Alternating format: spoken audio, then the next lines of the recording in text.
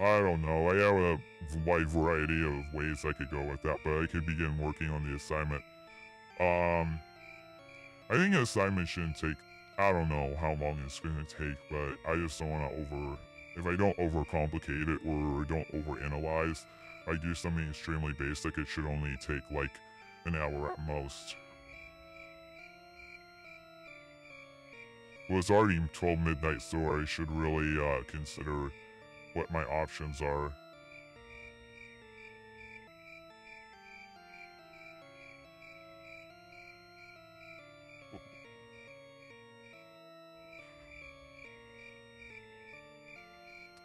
I had started listening to, okay. Yeah, I went on a huge rabbit hole.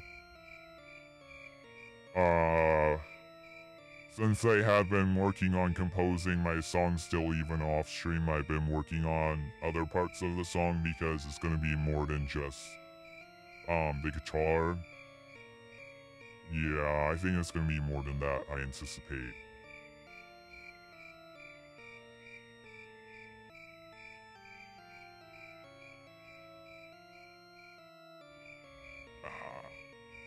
I'm just a little itchy here.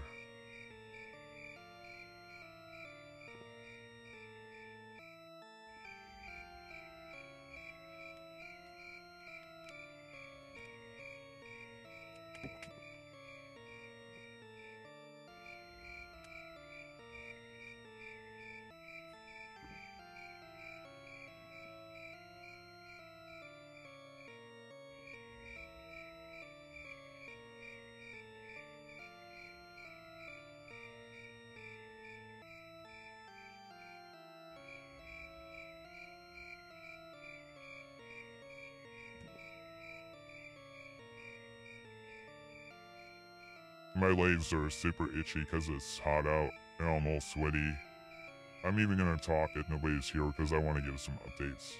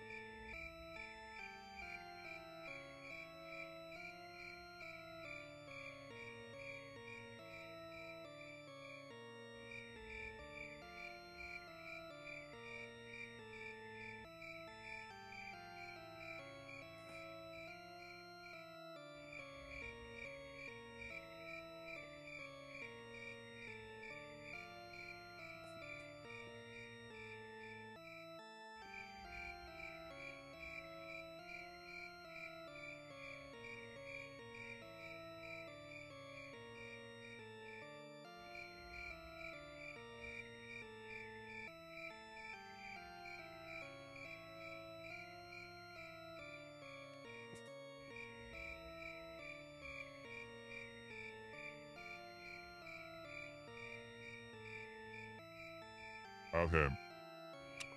Well, what I wanted to say, because I need to get working on this homework assignment, what I wanted to say was, I think I finally figured out what genres I am music-wise, because for years I've been debating and debating and debating, like what genre I am. I've been, like, because my music is actually in many different metal subgenres, and I'm doing things in many different, my songs are of many different metal subgenres, like many different metal subgenres, but then I'm also inspired by non-metal genres like classic rock, I'm inspired by classic rock, I'm inspired by rock and roll, I'm inspired by glam rock, I'm inspired by all the rock subgenres, you name it, progressive rock, yep, like Opeth, like what Opeth does, yep, I'm all over the place with my music, but I know that I know as a guitarist I had been inspired by Jimi Hendrix and inclined to play riffs that kind of sound like castles made of sand, but yeah, I mean, Castles Made of Sand kind of stands out by Hendrix because he's not really doing that kind of riff in like Foxy Lady or Purple Haze or anything like that. That song really kind of stands out. So, I'll cut to the chase. So, as far as genres, is I add in, this is one thing I really love about ChatGPT is I'm able to like hash out an idea that I'm conflicted about, something that I'm very conflicted about, something that I don't know the answer to, something that's a difficult problem, something that's a difficult puzzle. I'm able to use ChatGPT to like figure out like what's going on here as far as the as far as the genres, like what the hell is going on, and so I'm definitely along the lines of death and roll or black and roll. I'm probably more so death and roll. But I do have a lot of like themes that are I do have a lot of themes that are akin to like black metal, and like I do have a lot of themes that are from black metal, like being like black metal sort of agrees more with the black metal is just gonna agree more with the gothic side, thus Cradle of Filth. And the whole thing I have here about winter and my whole outfit is more so indicative of like I look like a band member from Immortal almost in my outfit. So it's really I still have difficulty like figuring out like where if I'm like leaning more into death or black metal at times. I still have, but I know my stuff is more technical, more higher production. So even though there's a lot of themes that are synonymous with black metal, when you get down to it, the substance of the music, like just the music alone, like just audio alone and not considering like just the audio alone, the instrumentation alone, not considering the lyrics, not considering the themes, yeah, it would be death. I think it would be more so death metal. So I'm still confused by that. So I'm still trying to figure that out, but I'm either a death and roll or black and roll. I'm either one of those. I'm probably death and roll. I have a good feeling that I'm probably death and roll based on like I just started listening to Entombed. I think that, yeah. And I heard some bands that like really sound like some of my other songs. I was like, oh, maybe I finally found it. Maybe I'm like, oh, I finally found it. It's not a maybe, that is, I finally found out that I'm either death and roll or black and roll. I think I'd like to say that maybe I'm kind of both, you know, but I would like to know like which one I really belong in, more like death and roll or black and roll, because like I'm really like pulling out the best of both worlds here, and I'm pulling out all kinds of things from metal subgenres and regurgitating it. So I'm getting stuff from all the metal subgenres and I'm regurgitating it into something creative in my original creation. I'm taking all that auditory processing, all that visual processing that I've done growing up over the course of my childhood, regurgitating it into my original creation. So it's nuts because I have not found any band that clearly sounds like me with some of my songs, like how genre blending they get.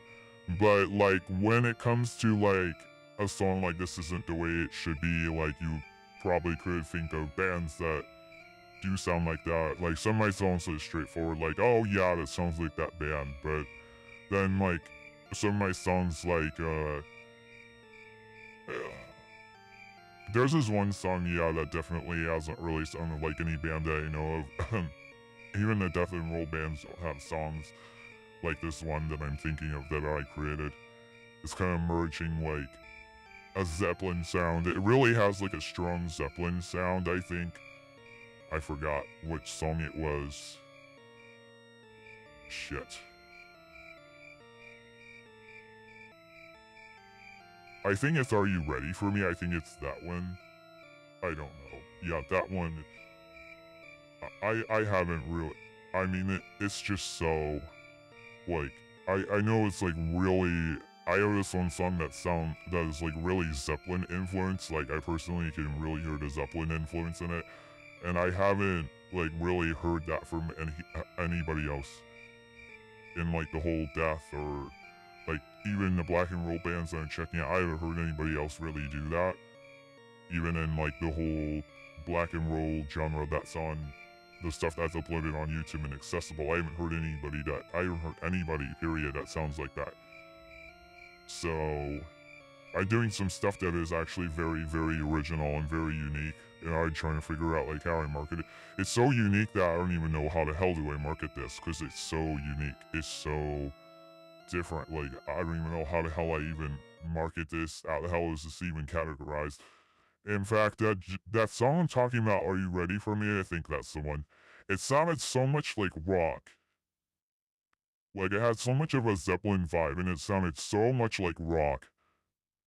It's basically like rock sped up with is rock with a speed metal and guttural vocals, but very much like it's like Led Zeppelin speed metal type of thing going on. And like even this AI that processes music and like categorizes what music belongs to what genre, even that AI said it was rock. The AI said it was rock, even though it's clearly metal, and categorized it with like a bunch of rock songs, particularly like blues songs. I'm like, but I know it's death and roll. I know it's got to be death and roll or black and roll. I know that. Yeah, that's a big giveaway. There's definitely death and roll or black and roll. So I have a lot of stuff that's actually death and roll or black and roll. I have a feeling it's probably death and roll. But I'm still trying to figure that out. Like, okay, I gotta get my desktop audio on. I want to share an update that I did to my song.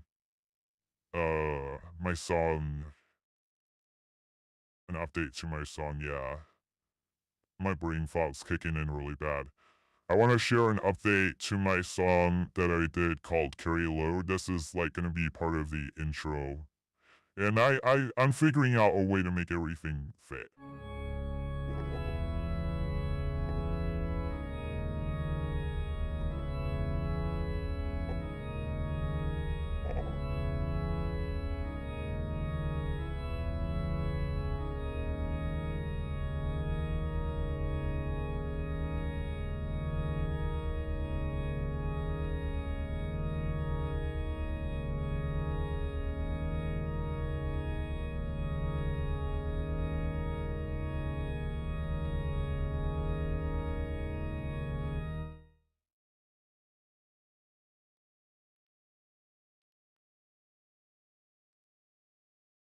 So that was a an organ app for iPhone and iPad. And yeah, that was very interesting how I got to that point. It was very, very interesting how I ended up getting to that point, because it wasn't easy getting to that point. It didn't just happen. It didn't just happen just like that. I had to really try out a lot of stuff before I got to that point. The most important thing was I wanted to make sure it was in key with the rest of the song, because I'm composing in C sharp minor. So I wanted to make sure it was in key with the rest of it. Yeah, C sharp minor was drop C. Yeah, that makes sense. Oh my god. It's like all in C.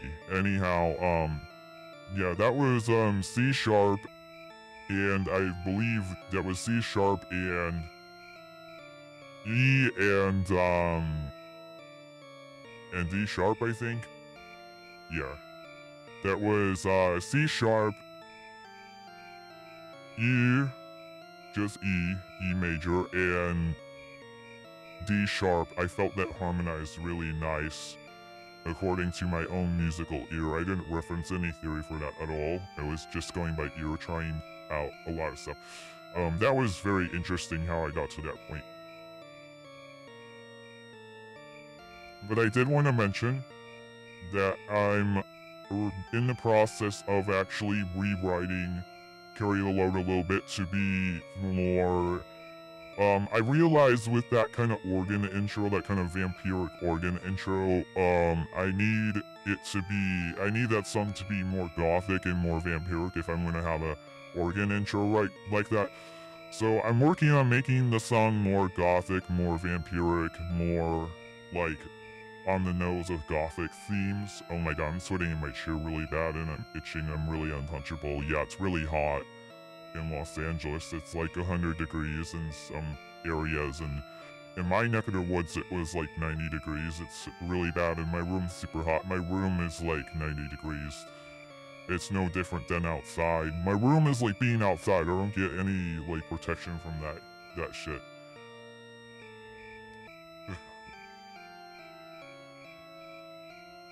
But I discovered death and roll just an hour ago through ChatGPT because I was describing my music and what I do. I had to really get in depth and describe it and describe that, yeah, I'm doing like death metal, but it's with like a rock and roll vibe. And I know a lot of my songs are touching on like black metal themes, like the whole thing about winter.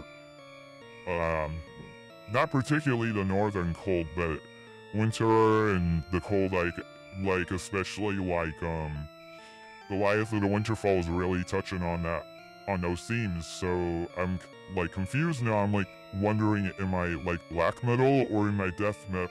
I know I'm kind of like, yeah, I know I'm kind of like, I'm kind of like between the two genres. I'm kind of like both. I mean, Cradle of Filth now, I mean, they're gothic metal, black metal. They're black gothic metal, basically, Cradle of Filth, and like their stuff is more well produced and cleaner, like. And I listened to a band like Demu Boger, and now their stuff is really highly produced, but they're still in the genre of black metal because that's how they start out. But I'm thinking, like, is it because of the themes or the fact that it's got gothic?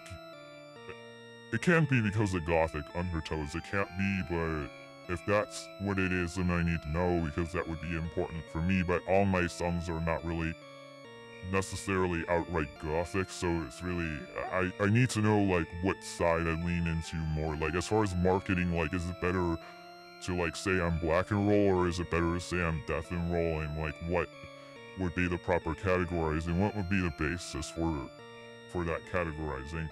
Like because when I upload the album, I'm gonna be typing out like, you know, when I upload the album, I'm gonna be saying like what genres I belong to. I wanna know, do I put death and roll first or black and roll? Do I give priority to death and roll or black and roll? Because yeah, black and roll is black metal with rock and roll riffs are like just inspiration, but it's mostly, yeah, it's not just you're inspired as the riff, but rock and roll driven riffs with black metal, and then there's death and roll, which is death metal with rock and roll driven riffs. I know I have rock and roll driven riffs. That's definitely something that I've always known and I've always talked about it, but I was like thinking like, am I the first one to do this? I've always questioned like, am I actually really the first one to do this? I'm like, come on, there's no way. With how long metal has been around, there's no way. And I found out, it's amazing, I found out Carcass is pretty well known in the whole like death metal genre, and they were synonymous with black and roll. And Carcass, I know a bit about Carcass because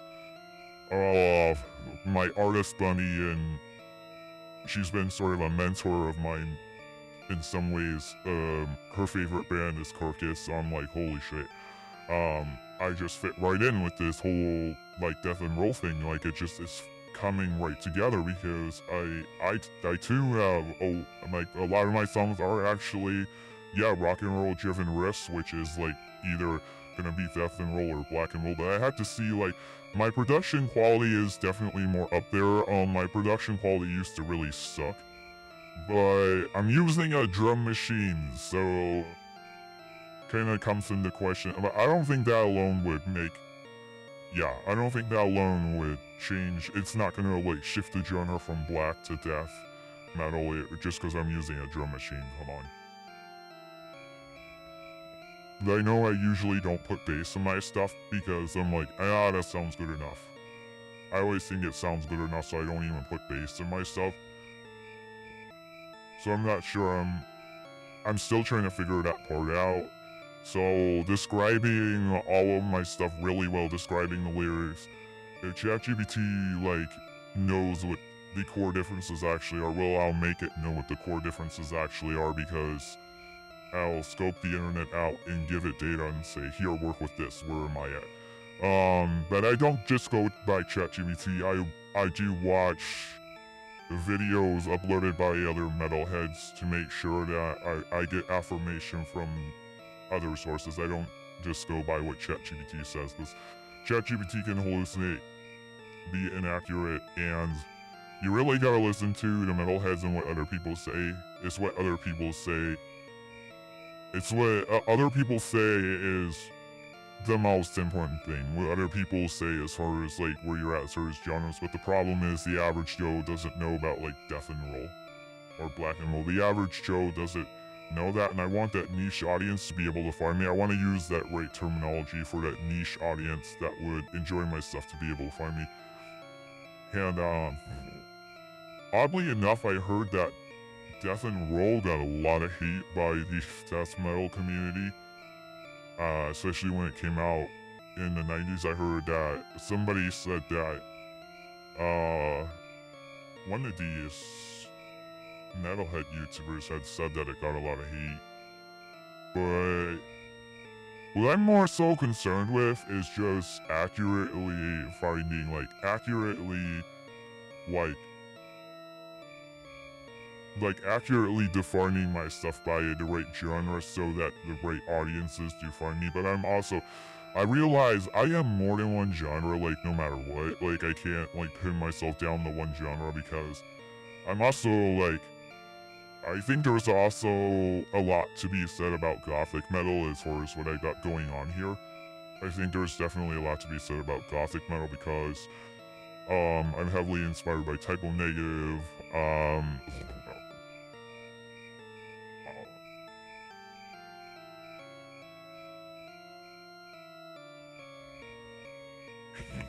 Yeah, and I got this whole thing going on with the organ on this one song, but I'm heavily inspired by Typo Negative, and I have a whole gothic element to myself anyways, my album cover. My album cover has a lot of gothic elements going on. So,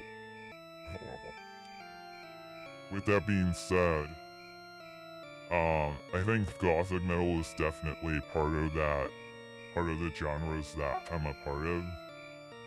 Like, I definitely also think that I'm gothic metal as well for a number of reasons, even though a lot of my stuff is not directly gothic, but there's gothic undertones in some of my stuff. There's like, at least gothic undertones going on. But it's kind of iffy. But with my whole theme, my whole aesthetic, I mean, I think that probably would be appropriate to put myself in that.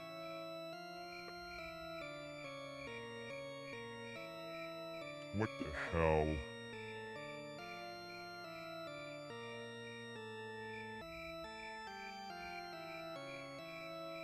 Oh my god. Yeah, I was trying to put on some more music here, because I gotta get working. I gotta cut the chat. I gotta cut it with all the chatter here. All the chatter, I gotta cut it.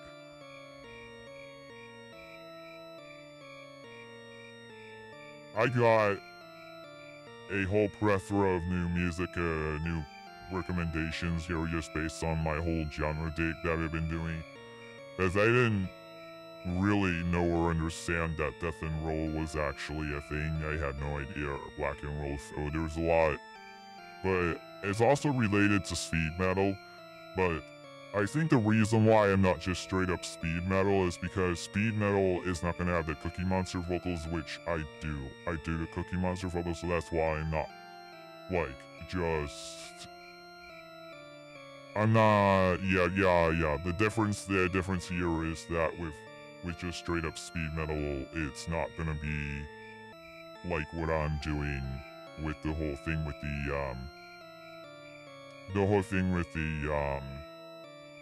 the Cookie Monster vocals that I'm doing. The Cookie Monster vocals is what makes it death or black metal or some other subgenre. So that's why I'm not gonna say all my stuff's speed metal. There's a difference. And that's how, like, yeah, and I mean, death and roll is basically speed metal with the old school speed metal with the Cookie Monster vocals, or black and roll is the similar guttural vocals with the old school speed metal stuff going on, or Motorhead. And I was like, yeah, that sounds like me. That sounds like my genre. I was like, yeah, that's it. That sounds like my genre. It's like, yeah, I finally found my genre. I finally found it. I'm so happy that I finally found what genre I'm a part of. Because it was like so. For me personally, I was like so confused. I've been trying to tell people and describe this for years. I've been trying to describe myself for years, and I just told people. I usually just end up telling people I'm death metal. I do death metal. I usually just end up telling people I'm death metal, but I don't exactly sound like Cannibal Corpse, even though I have the similar vocal style. I don't even have a lot of the same themes that death metal has. Like a lot of my songs don't even have the same themes. Some of my songs are beginning to catch up with having more death metal themes. That's why I've composed some new stuff, because I realize I can't just keep up this whole death and roll experimental thing and expect that people are gonna discover me, because there's elitists that actually don't like the death and roll genre, so I'm trying to be a little bit more diversified and not just. But I think inherently most of my stuff is gonna have a death and roll kind of vibe or undertone, if not all of it. Well, I don't know about Carry the Load, because I do a lot of Decent style riffs in that, so that might be more straight up just. Yeah, that one's weird too. I mean, gothic death metal. That one might be Doom Death. Well, not Doom Death, because it's not like. There is a little bit of Doom, but it's mostly like sped up and like anthemy. So if that one. So if you just say, it's death and roll, there you go. Screw it. It's death and roll, or it's black and roll, screw it, there you go. It kind of like accounts for all that like genre blending and all those like influences, all those subgenres. It kind of accounts for everything I'm doing without saying like. Because I don't think it's Opeth, because I was thinking like, am I like Opeth? Am I progressive? But I don't think so. Now I don't think so, because I spent a lot of time listening to Opeth, because I was wondering like, because I know Opeth is influenced by King Crimson and the likes, Emerson, Lake and Palmer, because I can hear it. But especially in their newer stuff, I could really hear it, because their newer stuff sounds like Emerson, Lake or Palmer, King Crimson. It sounds like that. I was like, no, I'm not exactly that either. I love those bands. I love those bands. I love progressive classic rock, progressive rock 70s, progressive rock 60s, progressive rock. I love it, but that's not exactly me. Like that's not exactly like my sound that I'm doing. So it's confusing me this has been puzzling me for years, and I'm kind of related that I finally found out what's my fucking genre. Oh, it's death and roll. But with that comes with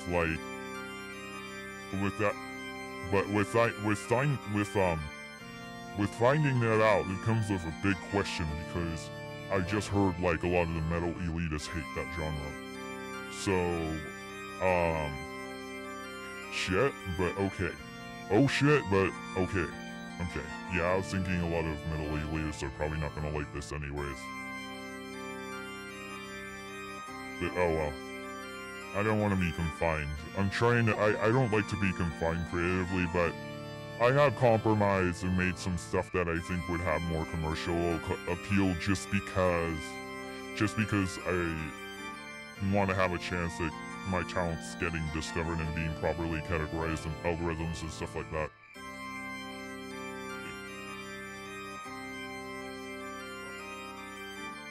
Problem is, I don't think death and roll or black and roll is that well known of a genre, because I've never heard of it until now, but that's actually my genre. No shit, that's actually my genre. I'm like, oh my god. It's crazy.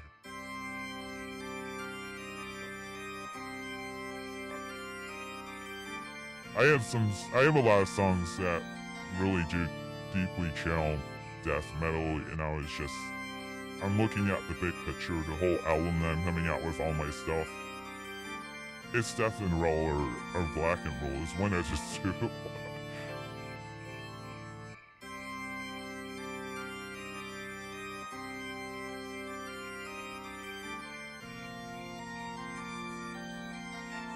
There's so much more to find out yet, but I have to start my homework assignment because it's going on 1 in the morning.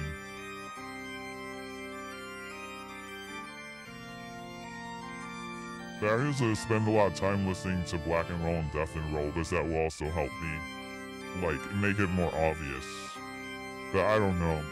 I mean, I gotta figure out, like, which one I'm leaning into more. If it's a tie, well then oh shit, I don't know. But I think probably, for me personally, I think it's probably death and roll. I think I'm probably leaning into death and roll more because my sound is just,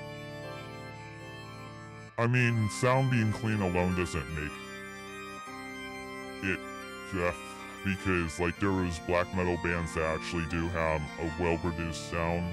Amazingly, they're actually, it's no longer like something that's definitely going to make it one way or the other.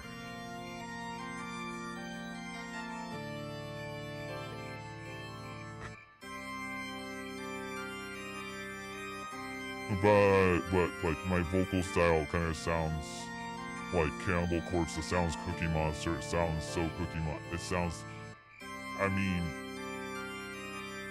I don't know, black metal generally you're sounding a little bit more like, it's hard to describe.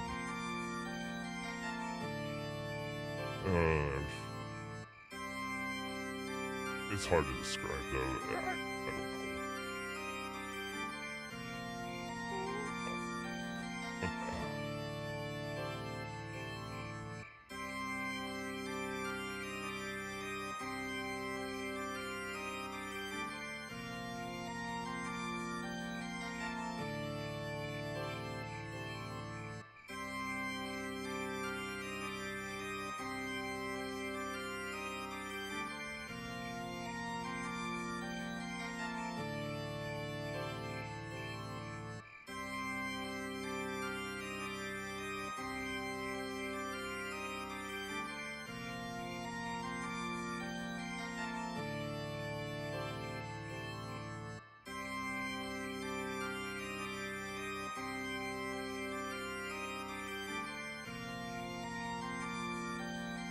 Yeah, if I create this assignment on CapCut, I have to look for actual text animation.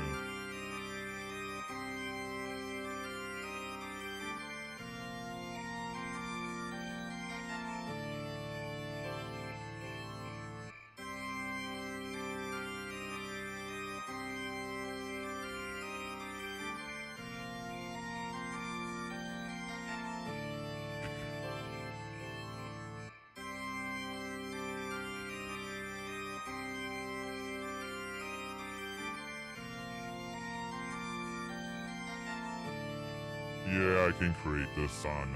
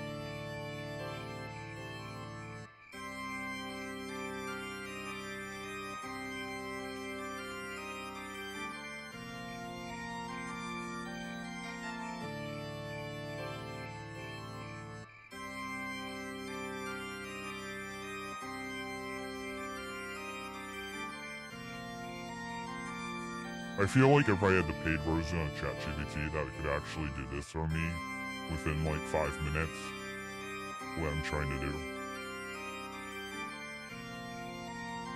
But I first have to find out more information. I have to do a little bit of a deeper dig.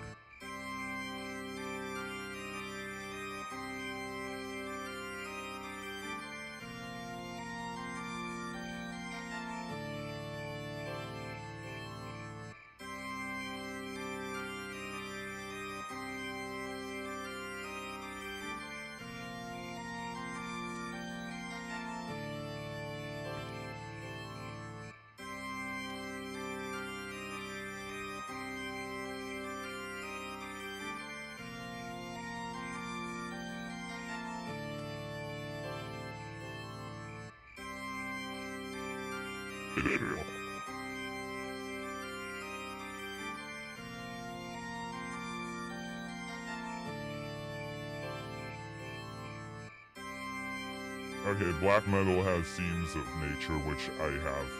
I'm doing a ChatGPT genre dig stuff to try to figure myself out on the side still.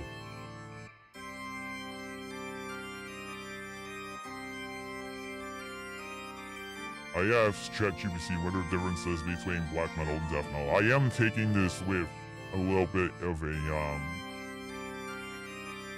grain of salt. Nature, I could kind of see that, but not sure about that.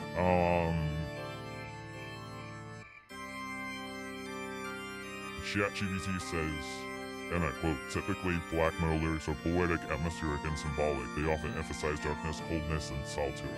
End quote. Yeah, that does kind of sound like me.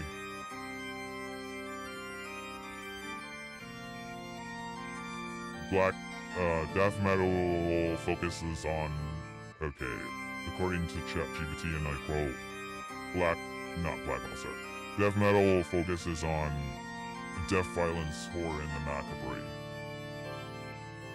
So, interesting thing about me is I started out as a rock and roll musician. I started out writing rock and roll songs. I started out as someone in rock and roll primarily.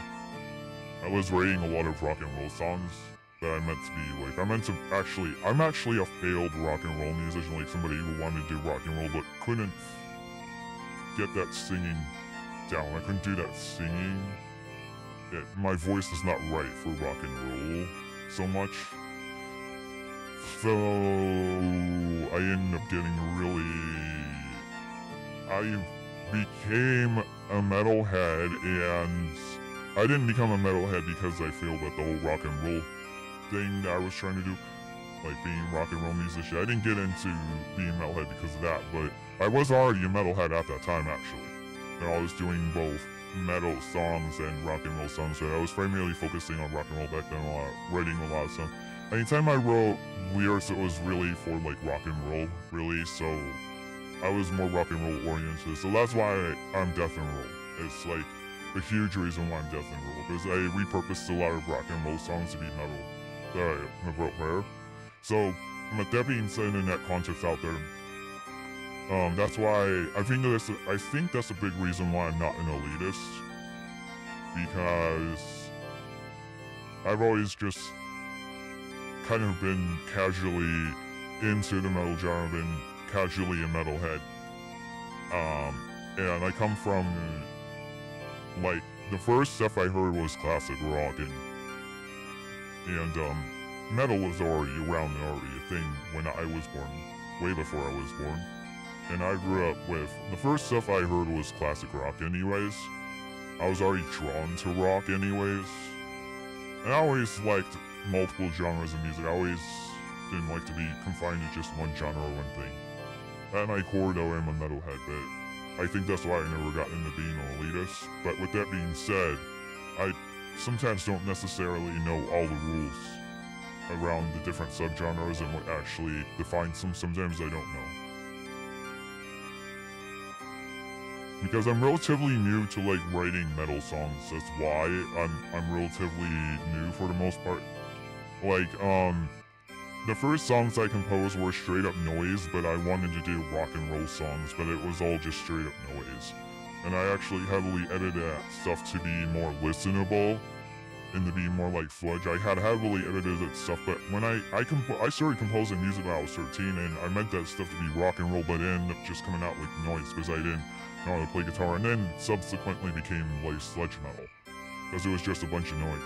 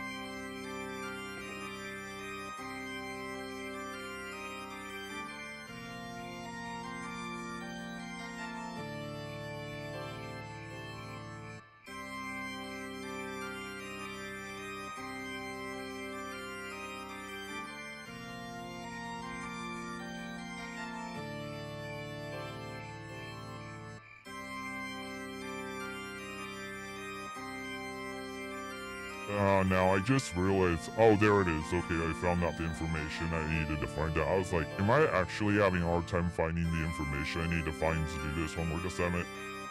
I was like, about ready to start panicking because this is due at 9 p.m. So I'm like, oh shit. And I don't want to have to stay up all night either, but I may have to. Yeah, there's this one song that I'm listening to called It's Beat by Hell Train. Yeah, that feels like me. That kind of feels like me. Like some of the songs I've done, like that kind of feels like me. Now this doesn't straight up sound like it. I really found, well, there are people that sound like me because I'm a variety of the different subgenres. I'm a variety, you know? I do all kinds of different genres. I get into all kinds of different genres, so I'm sure there's people that sound like me, but yeah. In regards to the death and roll songs I'm hearing though, I'm not even, like a lot of times I'm not even hearing something that clearly sounds like something that I've done. I don't hear anything in, sometimes I haven't heard anything that I could clearly define as like, oh, that could be me, I could have done that song in like death and roll or black and roll. So I'm doing stuff that's like, I know I'm doing stuff that's like really unique at some of my stuff is, a lot of my stuff may not be super unique that way. We'll have to see, because I don't know everything. I don't know.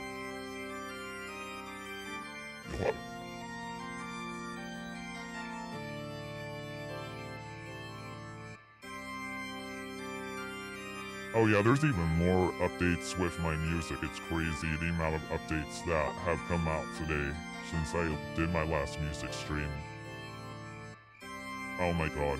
First of all, I'm gonna change my album cover again. I realized that I had created vines on a black background to reference October Rust along with the pseudo pre-code horror album cover, along with the pseudo pre-code horror comic that I did. Fake pre-code horror comic cover for just the cover for the album.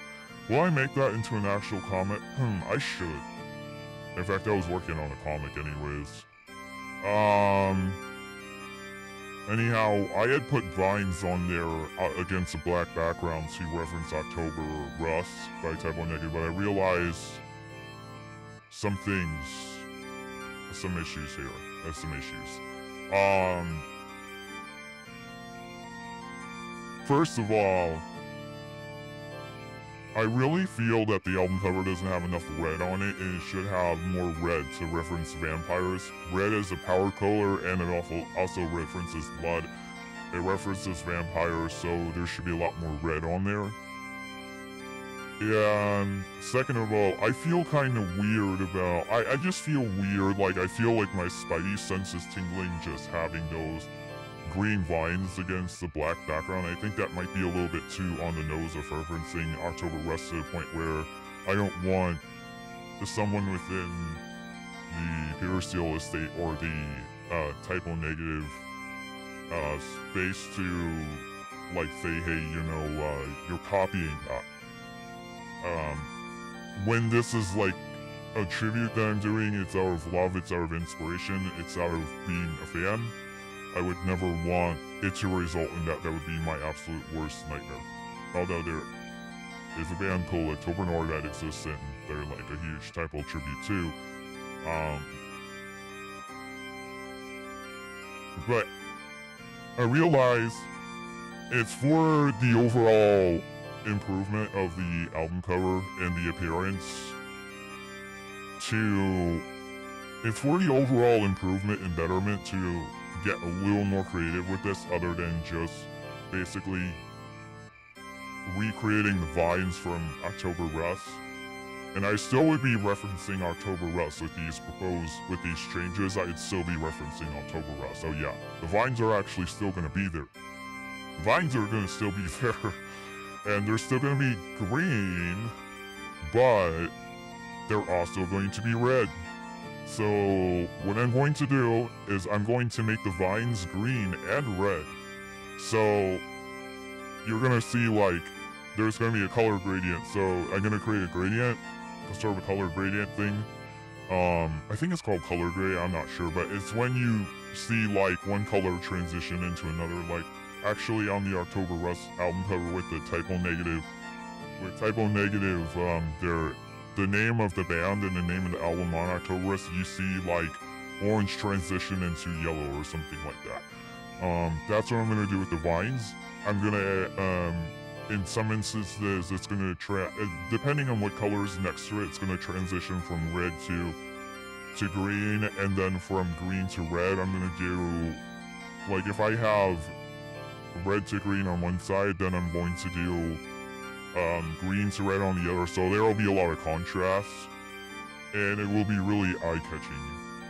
In fact, it might be so eye-catching that it might hurt someone's eyes to look at. But that is where I think it's an overall improvement, so that way there's more red on the album cover. But also, what's important about the symbolism with red and green is red actually is the color that represents Peter Steele's prior band, Carnivore, and this other side that he has to him that's more primal and werewolf-like, I guess.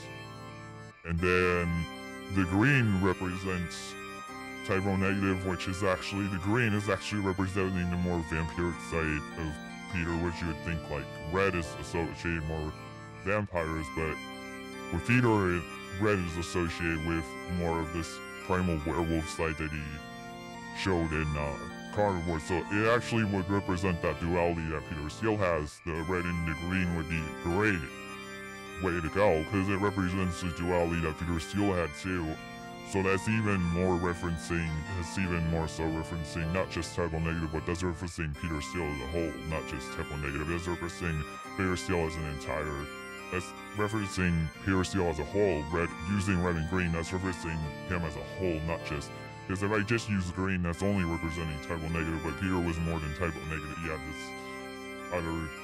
He has this other side, so, but I realized, yeah, I'm getting a lot, but one of the reasons why I'm making this change is because I am getting inspired by a lot of what Carnivore was with the whole thrashing, and I found out that Carnivore, according to a video I just saw today, I found out that Carnivore is actually crossover thrash, or at least someone put them in the category of crossover thrash. I tend to agree based on what crossover thrash is. Crossover thrash is thrash, hardcore punk thrash, hardcore punk thrash, or hardcore punk metal that's crossover.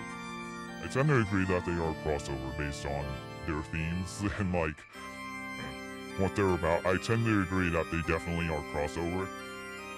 And Peter Steele has actually sung on another crossover song and been associated with bands that could be categorized as crossover and stuff, so yeah.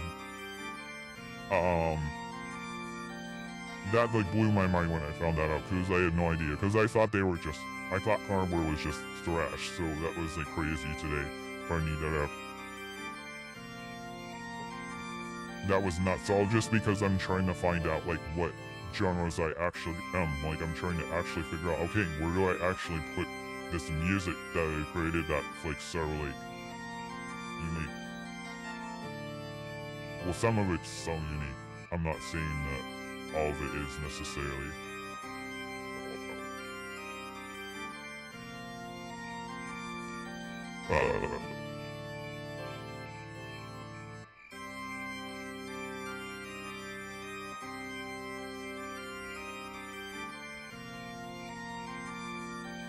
Oh yeah, according to ChatGPT, the black metal imagery includes forests, mountains, other natural landscapes. Yep, I definitely have.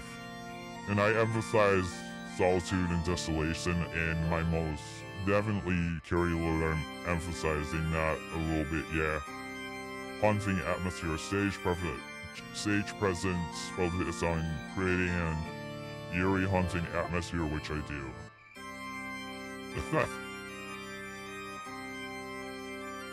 I know that. Look, I'm in both worlds with death metal and black metal. I'm definitely in both worlds. I'm trying to figure out like which one do I lean into more, because yeah, when I ultimately categorize my music, I need to know like which one I lean into more. Like when I categorize my music, I need to know like when I post my album on YouTube, let's say, or somewhere, I need to know like, is it going to be black and roll first, or is it going to be death and roll first? Like I need to know that insight just so that the right people can find me. I'm just trying to get the right people to find me, but I think that's why I have a big black metal crowd. I think that's why I have a big, I have a bit of a black metal crowd on social media that, like, I'll see, like, I've checked out the people who follow me before, and some of them are into black metal, and now I know why. Because I realize, like, oh, I actually embody some of those elements. I realize that there's a relationship with gothic metal here as well. But I think I'm definitely gothic metal as well, because of the whole thing, the aesthetics and stuff like.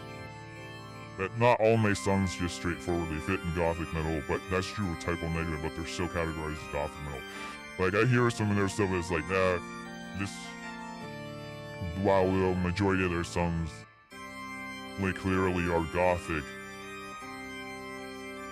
like, like that song that's like, we don't care what you think, yeah, but it's not, that's a gothic metal. That sounds like that's channeling more so into crossover, or whatever in roll, doom and roll, whatever, I don't know, hell if I know. I don't know. Yeah, metal and roll, maybe, it's like, we don't care what you think song is, like, I don't think that's even doom. But they're still categorized as such. They're still categorized as doom metal and gothic metal. So I gotta figure out, like, what's the big picture? What's the overall vibe? And figuring out what's the overall vibe of my stuff. Like, what's the big picture here?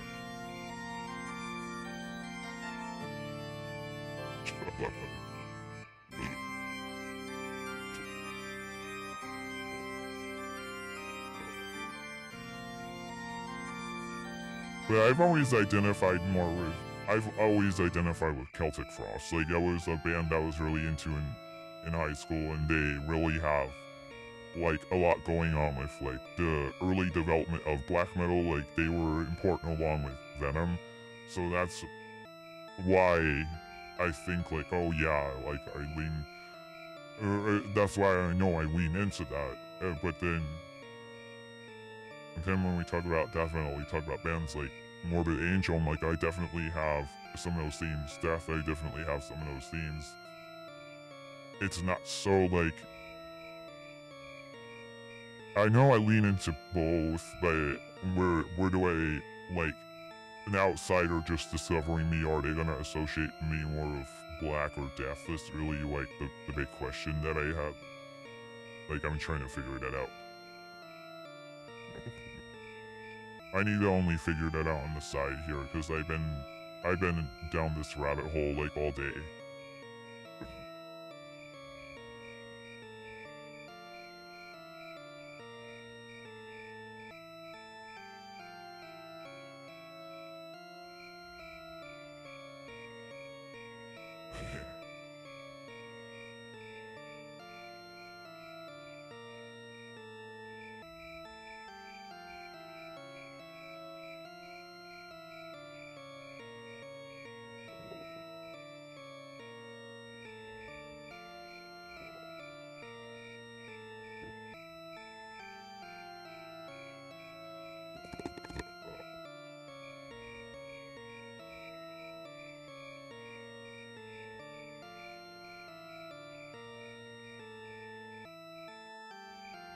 Yeah, I'd say definitely some of my music has that brutality, but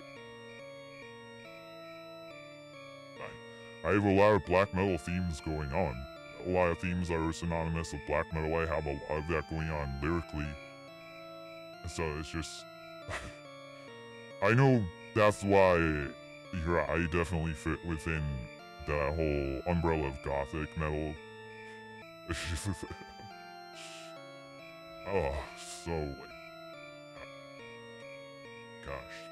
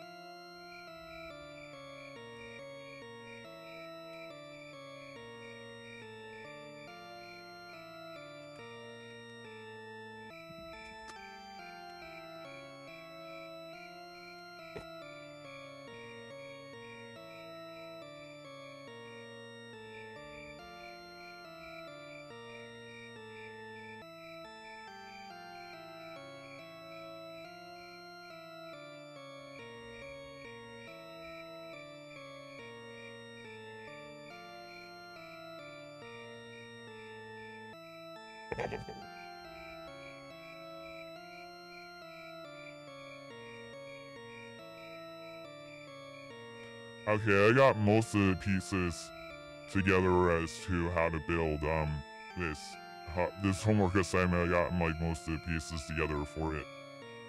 Now I just been doing this off on the side. I haven't really been just straightforwardly just focused on this. It's hard to just straightforwardly focus on something like a homework assignment because it's boring as hell. So I like babbling off and talking about something that I find more interesting, like metal subgenres.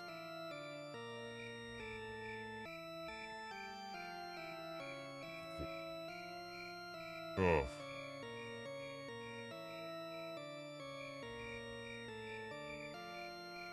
Yeah, I think I'm focused less on I think it's less about technicality and more about like just brutal. Like a lot of my stuff, like some of my stuff is just brutal, but nothing. I don't think I have anything that's really overwhelmingly brutal, like really, really overwhelmingly like.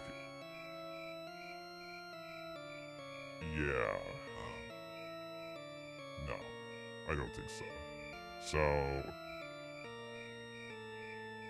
maybe my stuff is like moderately brutal. That's what I'm trying to say. But I think it might be like moderately brutal, but it's hard to say. I know that as a metalhead, I'm saying that I'm like looking at myself critically. I'm not like saying like, oh, I'm the most brutal thing out there. No, no. My focus is not necessarily to be brutal, but I keep that in mind. But it's not necessarily the core focus. The core focus is to create meaningful music. So, uh, yeah. I don't know. That's where like that's why I'm confused.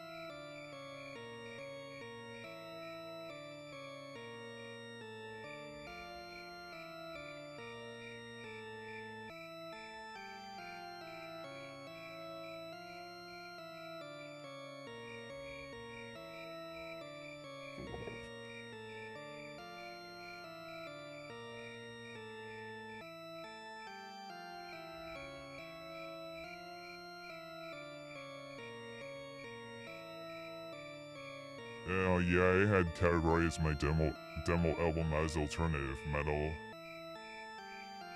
Yeah, alternative metal is more synonymous with like new metal. Like alternative metal was associated with new metal. Uh, I mean, I like a lot of the new metal. I'm not like really crazy about it though. I don't know if yeah, I'm not thinking that at my core that I necessarily identify with it. But it's cool. I mean, no problem with it. That like Korn has some really awesome stuff. I think my favorite one is, yeah, I know Slipknot is great too, but Korn probably my favorite one. Anyhow, I got off on tangent.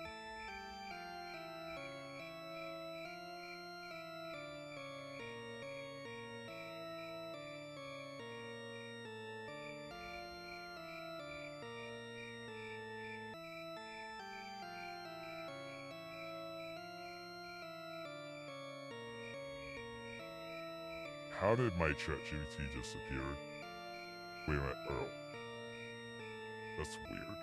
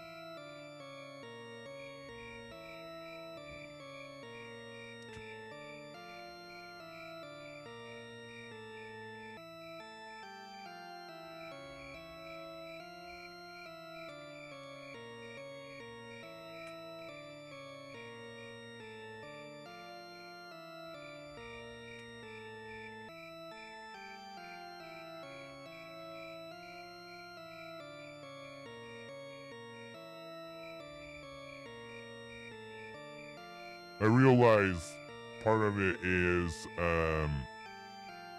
part of finding this out is actually defining my subgenres for my own songs.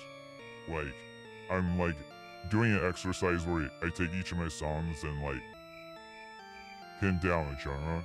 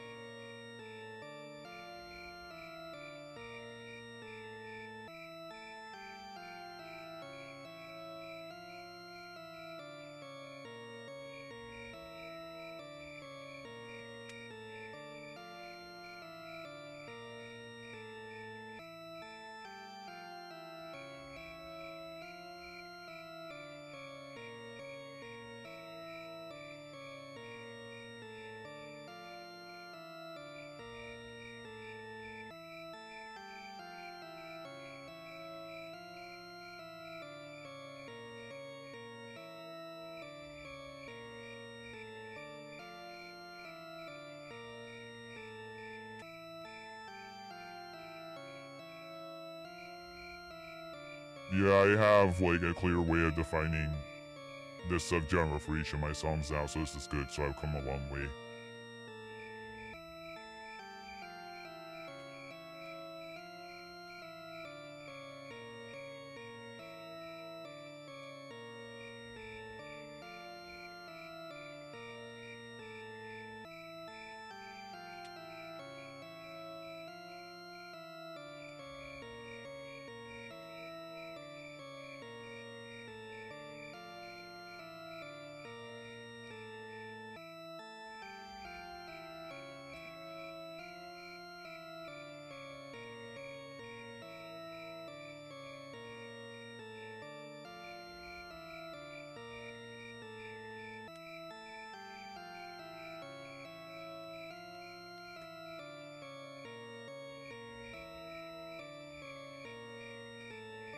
Oh god, I gotta get done with this shit because I gotta get back to my assignment.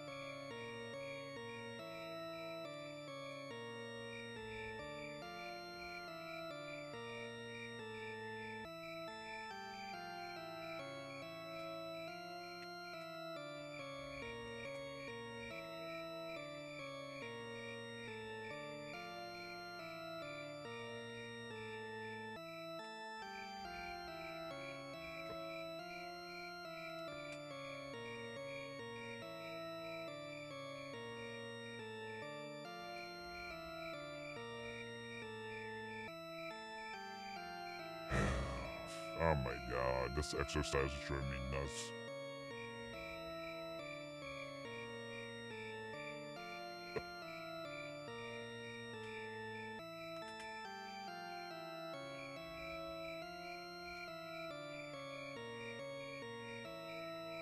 Yeah, I'm actually doing this exercise. I'm actually defining a lot of my stuff as death and roll, like the majority of the songs on the album.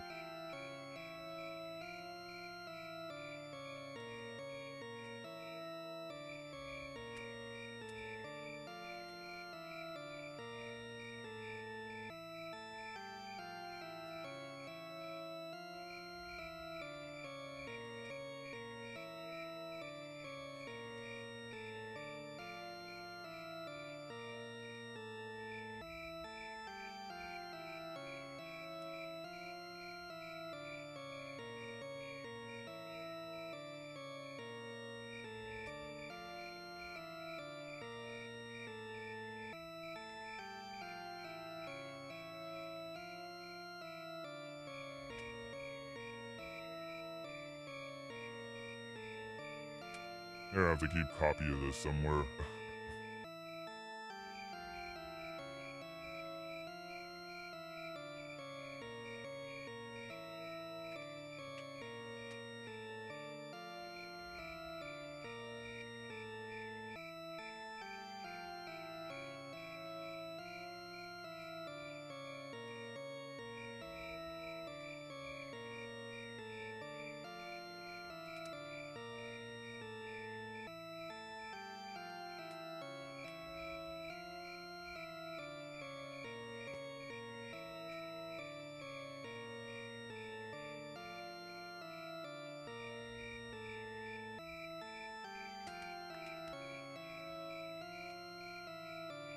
Okay, I finally completed the exercise. That was like too much. I'm so dedicated to this route hole today.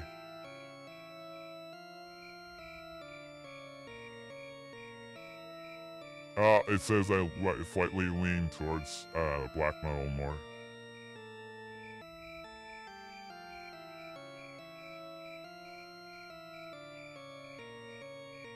Okay, there you have it.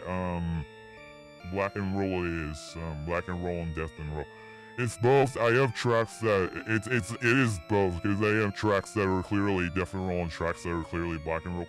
Although overall the grand total is more death and roll, but I guess for emphasis, like for marketing, I'm just gonna emphasize the black and roll.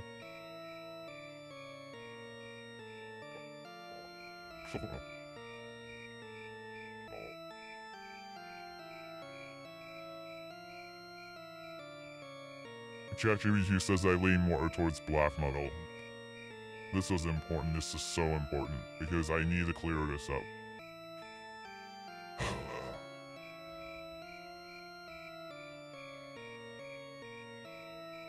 I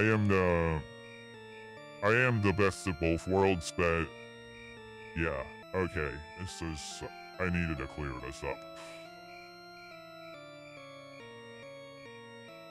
You might consider marketing your music as a hybrid genre. Nobody's gonna find it if I just like say, okay, I'm inventing a new genre now. It's gobbledygook. Nobody's gonna find it. If I just like am like, okay, my genre is gobbledygook, like nobody's gonna find my shit.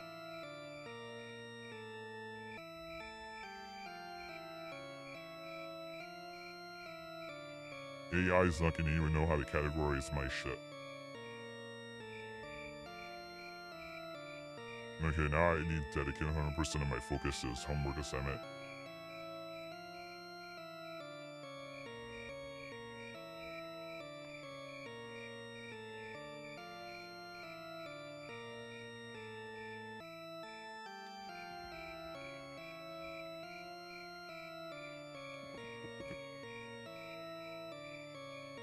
Haha, like the ChatGPT says I'm black metal, yes. I own shit.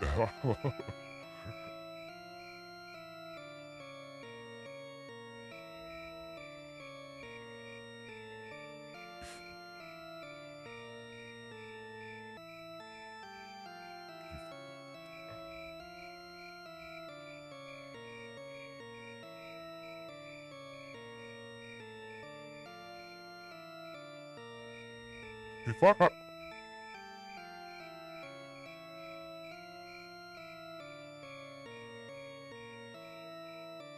I should have a text-to-speech read this on stream, but nobody is here, but I don't, like... Yeah... I don't know. Nobody is here. Maybe I'll display it on screen somehow.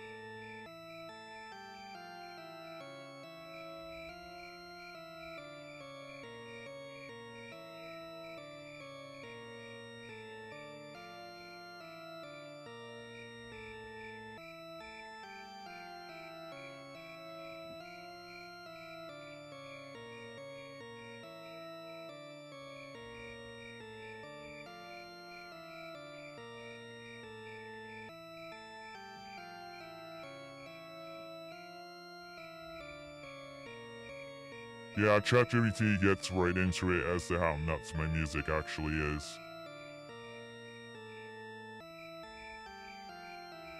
Like, and the thing that's crazy is, like, black metal and death metal, like, historically have been two polar opposites as far as metal subgenres, and they hate each other. In fact, the whole reason why black metal came about is, like, we hate death metal, fuck death metal, and fuck your technical death metal, and fuck your production. Yeah, that's the whole reason why it came about. So, like, embracing elements from both is just so weird. It's so weird to embrace elements of both and to be the best of both worlds, but I am. But I think a lot of it has to do with the fact that I didn't come into the metal community and creating metal music as an elitist, so I come from a world that's like non-elitist, so I think that I looked at it more objectively, and plus by the time I didn't like grow up with this stuff coming out, so to speak, so much. I grew up like long after, like, it's been long after this stuff has been released. Like, being born in the late 90s, all this stuff was already out there and has already come about, and I guess being like in Generation Z, I'm right at the very beginning of Generation Z pretty much, so like, I guess being a Generation Z, I look at this more with a critical eye and more with like okay, it already happened eye, and I have a different perspective. So I think that's why I'm embodying the best of both worlds and elements from both genres. And yeah, like, people just haven't really done that, as far as I can tell, but maybe somebody already has, I don't know. I only say, like, I'm probably not the first one, so probably somebody else has and I don't know about it. Now I need to ask ChatGPT about a subgenre where, like, I need to ask ChatGPT if there is a subgenre that embodies both, or that is there artists that have already done so, like me? Is there an artist like me that has already done so? Like, I need to know. Like, I want to know, because the more I know, the better. I'm doing a bunch of market research, basically. Okay, yeah, I'm doing market research on the site. That's what I'm doing. I'm doing market research. This is market research. This is data. This is research. This is market research. That's why I'm so, dude, I'm so fucking good at, like, research. That's why I'm always looking for, like, a research job, because I enjoy doing fucking research. Like, I think more than anything else, I enjoy doing fucking research, because I can just, like, sideload it. I can, like, do research on the side and, like, video edit and whatnot, and I love getting into rabbit holes. I actually was diagnosed with OCD, so I love getting into rabbit holes. I love getting into that. I love doing research. I like, it's probably one of my favorite things. Like, one of my favorite things in life is doing, like, tons of research. I just don't like regurgitating it into an essay a lot of times. Like, I remember having to do research for one of my history of rock classes and having to do that. Spitting it out into an essay is always necessarily fun, but just doing it casually, doing it for fun. I love doing it for fun, like, yeah. But having to research something I'm not interested in may be like, oh, that's boring. Yeah, so there's pros and cons to that. But I know I'm good at it. If I really dedicate myself, I'm good at it. God. Doing a bunch of market research today, so, like, figure out how to promote myself, how to market myself, like, how to position myself is nuts. But also, it gives me insights into my own music, so that maybe I can make it, you know, maybe, I don't know, like, major changes gonna come out of this, but it was just learn something and then, like, maybe, like, oh, you know, I don't know.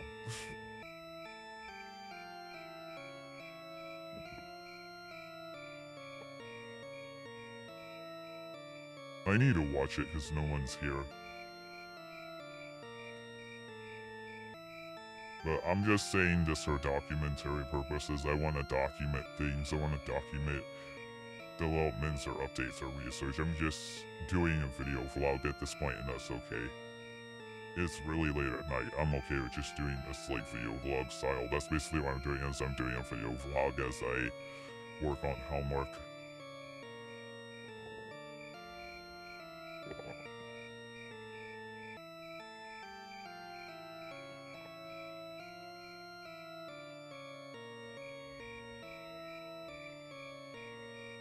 I've always liked to document my life, like do journals. Like I did journals growing up, so that's like essentially what I'm doing.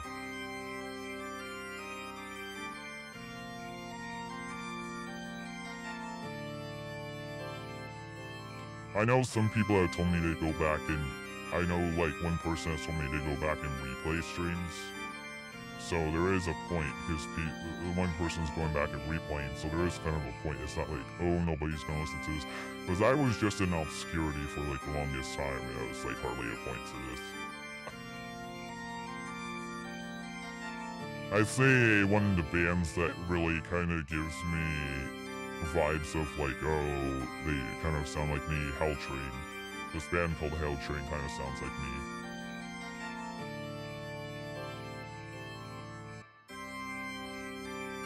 A bit. A bit. Definitely not exactly, but a bit.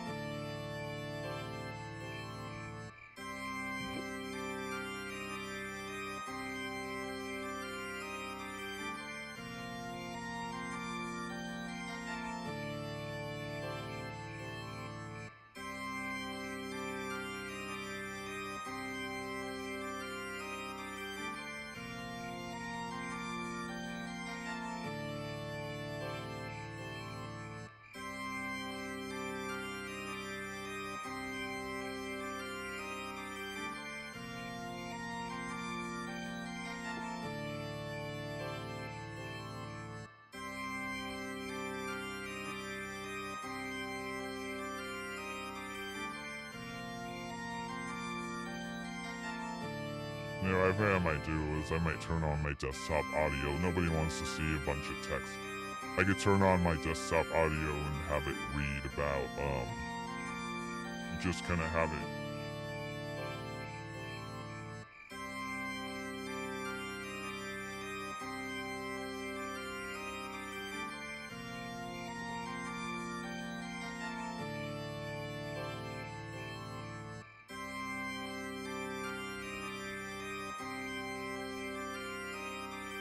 I don't know if CapCut has animations for text, because I feel it would be easier editing this on CapCut, because CapCut is going to be more like, it's going to give me more insight to what the phone view will look like.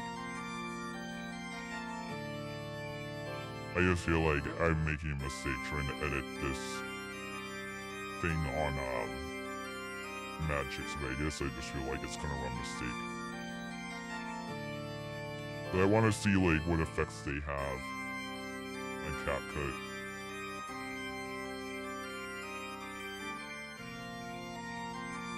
Animations, yeah, that's what I want to see. Why is like half of it Pro Edition? Oh great, okay, they do have animations on CapCut. I'm so out of here with Sony Vegas, because the problem is, I'm doing something for my internship, and what I'm editing is actually for an Instagram post for the school, and on CapCut, I'm gonna have such a much more clearer view on my phone, and I know straight away what it looks like on my phone because I'm editing it on my phone, so that would be, and this is just something simple. This is a really simple video reel type host. It's very simple. It's nothing complicated. If complicated things do need absolutely need to be edited on Vegas. If it's complicated, it does absolutely need to be edited on Magic's Vegas. It does. But this is not. This is a completely different context where I just feel like CapCut would be more appropriate and be more straightforward. Great. I could probably create this, I could probably get this assignment done within like, I can probably get this assignment done within like probably the next 20 to, maybe 20 to 30 minutes, it's hard to say, but really soon.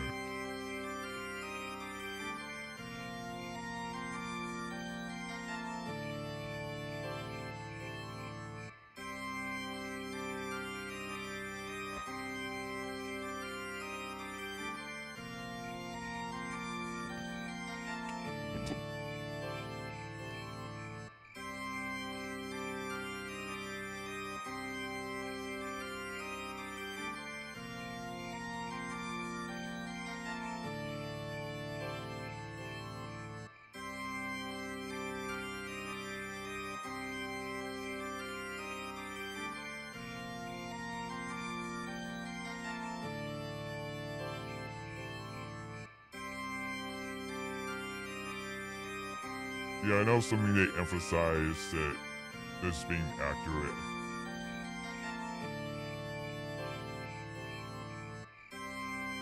I feel like, I know I use ChatGPT to like write a description, but I feel like I need to go and check the class description. I should probably refer to the class description because I remember my intern boss emphasized being accurate. And I know with ChatGPT it may not be as, yeah, if it's not accurate, that's gonna look really, they're gonna have to deal with the fallout of it. Oh yeah, so that's gonna be a problem. So I need to look for, oh crud. I think I actually have, oh, my tuition's $2,480.23. Oh crap.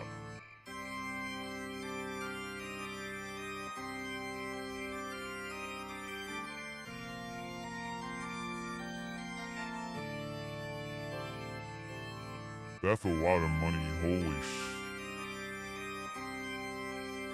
oh my god, that's a lot of money. Oh my god, that is a lot of money. So, I have a family member who said they'd pay for it, but we were talking about $1,500. We were not talking about $2,486. We were not talking about that. And so I'll have to ask. Hopefully it won't get dropped. I know technically it has to be paid within 24 hours, but I have this called this aid save. Yeah, I have the financial aid save thing.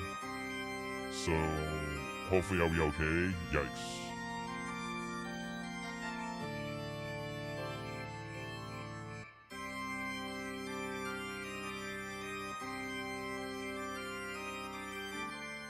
Oh my god.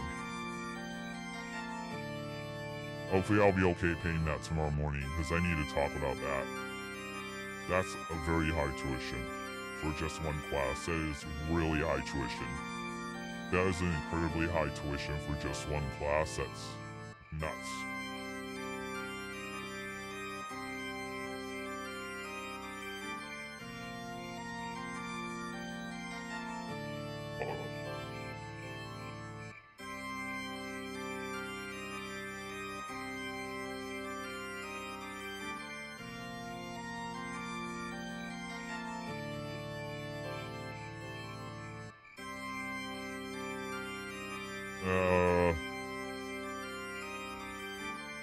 I think they actually do give a little more than 24 hours.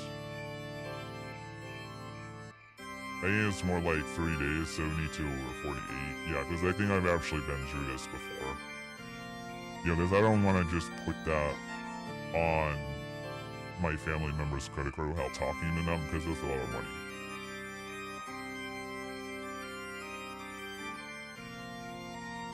what I'm gonna do is I'm gonna search this webpage I just brought up for 24 hours.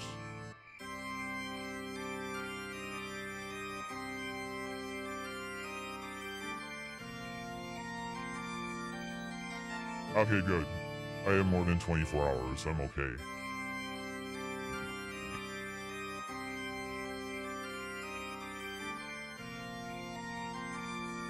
I'm okay. I'm good. Whoa. I was a little bit worried. Okay. Yeah, I'm gonna have to talk about that. That's a lot of money. Okay, I came back here for homework assignment. I'm searching some information.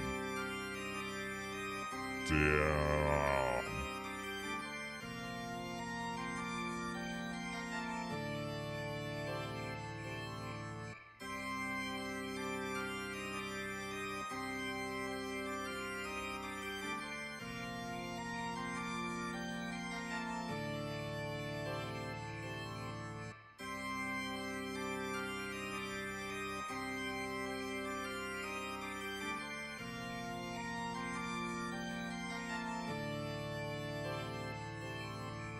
Yeah, my genres are black and roll and death and roll, I found out.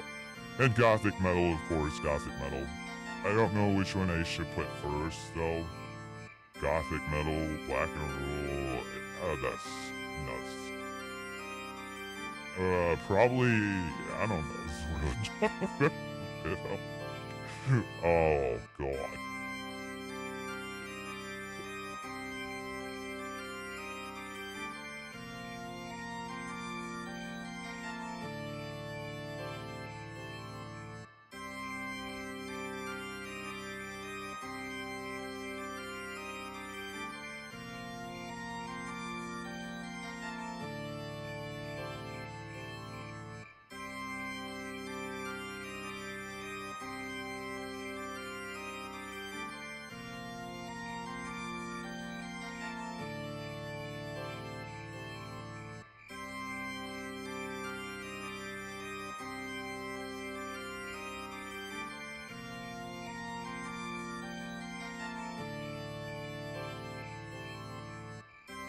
Oh, God.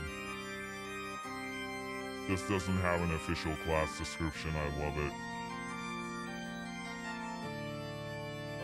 I somewhat know what the class is about because I've sat in on it. I have to make a post about a certain class. That's what I'm doing. For homework. This is homework. It'd be helpful if I could find more information about this, though, somewhere. Oh, it looks like, oh wow, pulling up on Google searches it. Wait. Oh, that's not what I was looking for.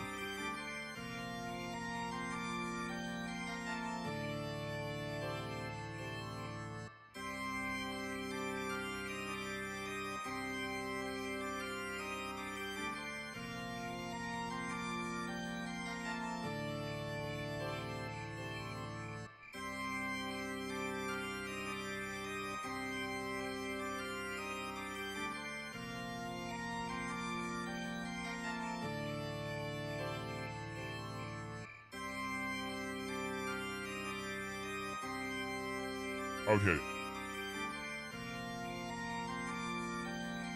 Yeah, I gotta... Okay.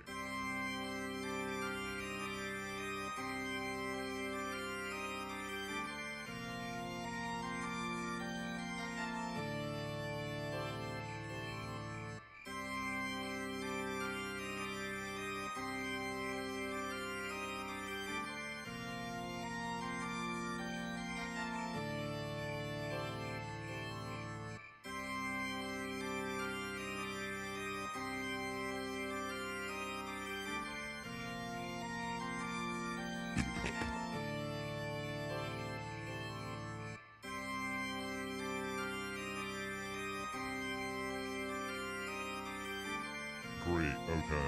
I just did an updated description of the course on ChatGPT because I know one thing that was emphasized being accurate, but I looked up the course name and found some documents, and I've actually sat in on one of the classes already. If this was planned out better, I would have spoke with the professor who teaches it, but they need something by tomorrow at 9 p.m.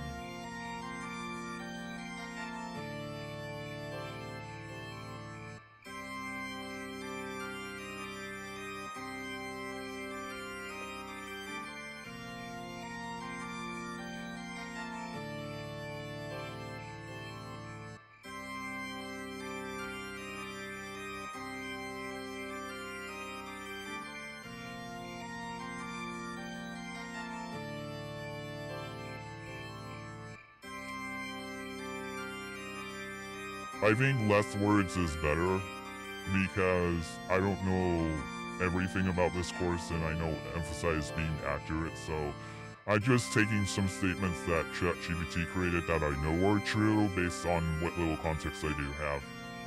So being more vague essentially.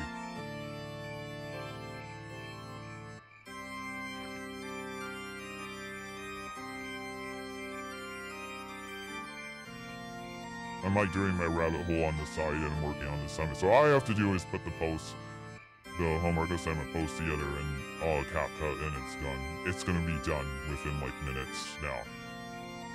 I need to get up and clean my room after this a bit. It is 2 in the morning, so I need to keep that in mind because if I stay up all night, I'll have to mess up next day. But I've been drinking coffee anyways, so yes. I'm kind of wide awake right now, so I don't think I'm going to bed anytime soon. But after I'm done with this, I need to... there was a phone call I need to make after I'm done, but I'm still investigating my rabbit hole.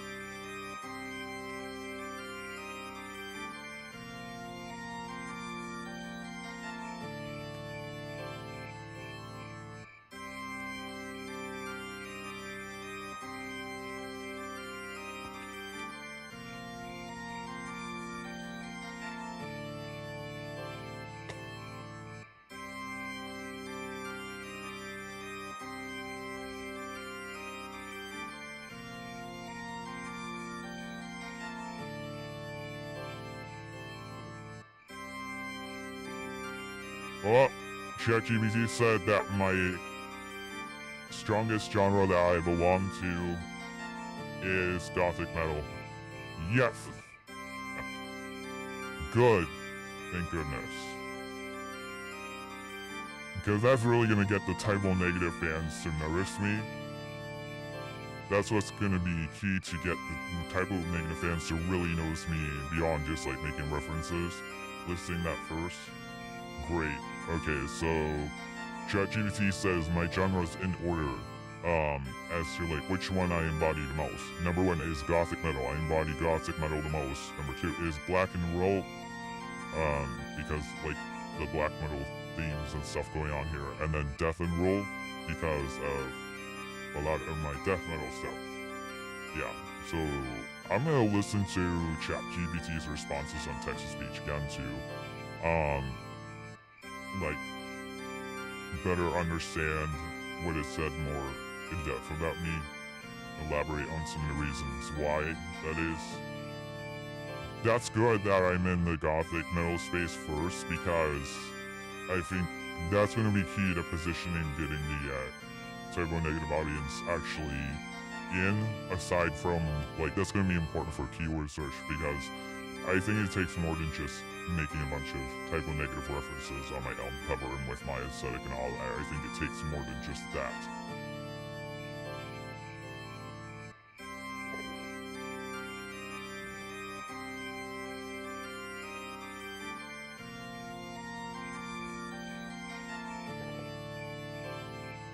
But yeah, when I list the album, if I have enough space, I would say gothic metal, black and roll, death and roll, and death metal.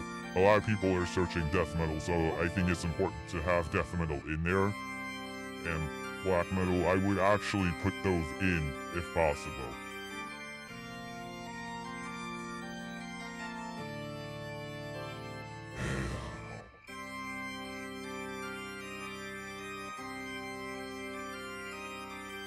Or if I have extra space, put in.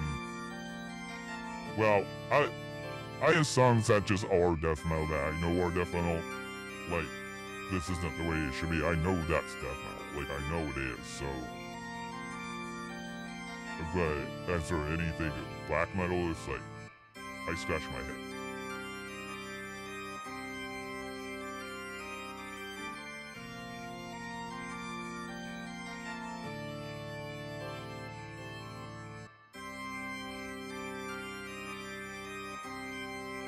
Okay, what the hell was I doing? That's right. Homework. I'm gonna get that completed right now. And it's not gonna take very long at all. Because I have everything I need now.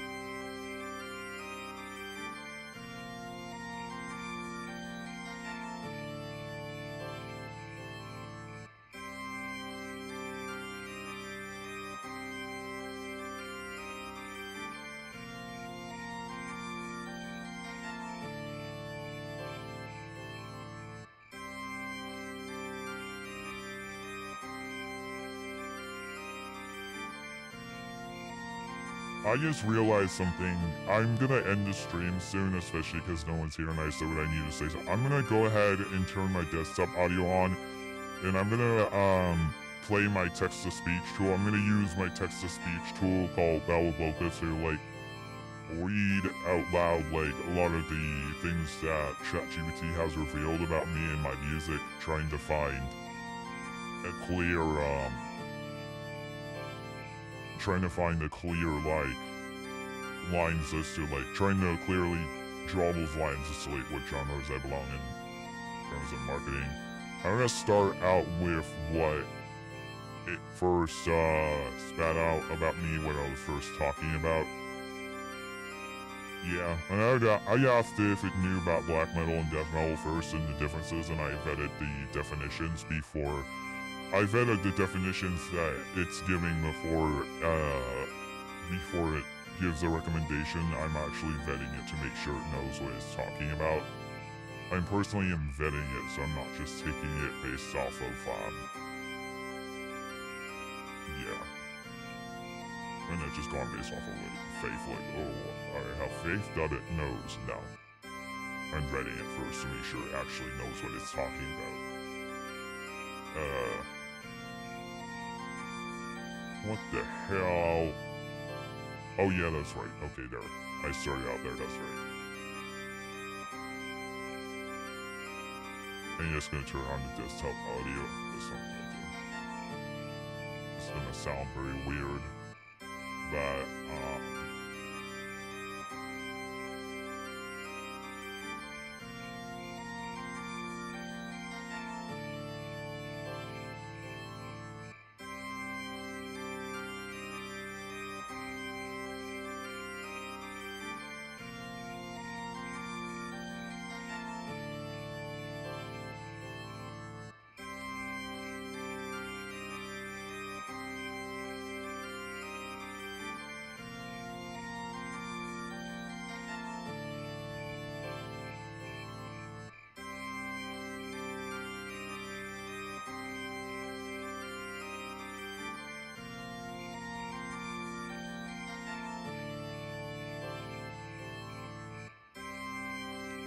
I need to add a little note about this so that if somebody randomly comes in here and hears this, that it's not like just... I need to add that this is for context.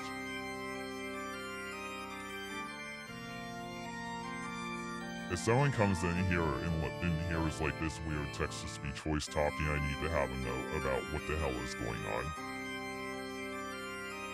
Because this is gonna freak somebody out. If I don't have a note here about what the hell is going on, somebody's gonna freak out.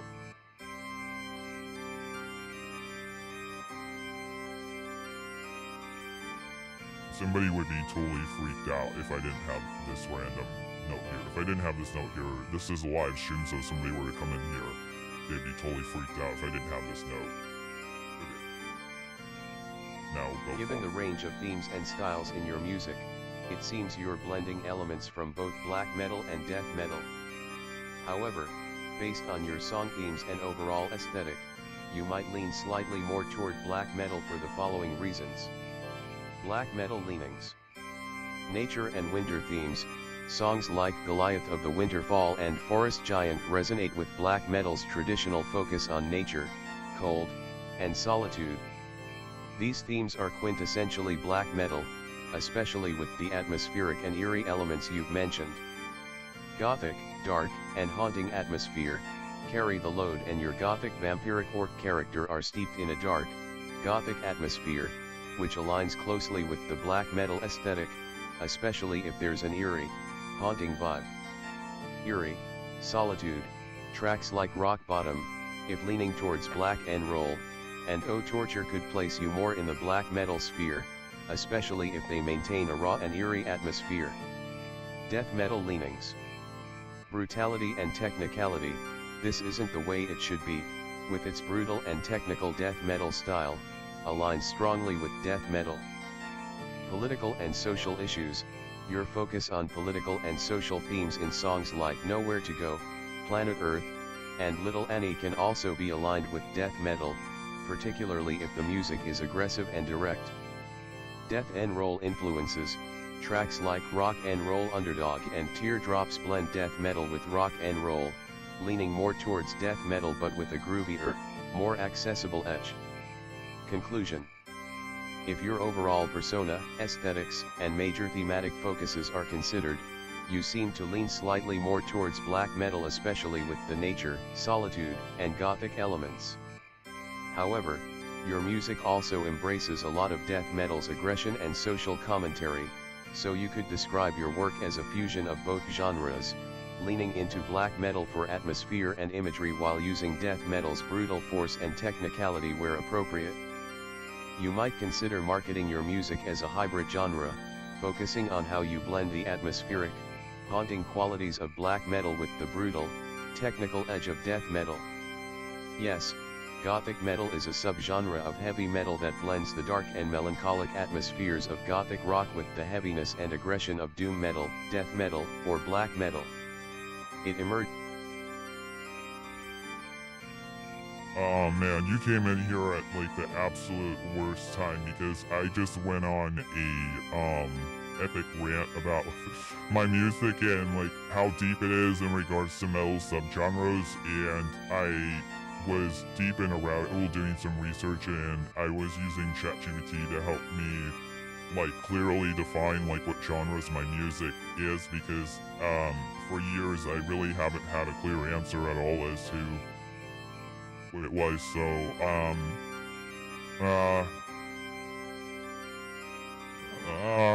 I'm doing alright.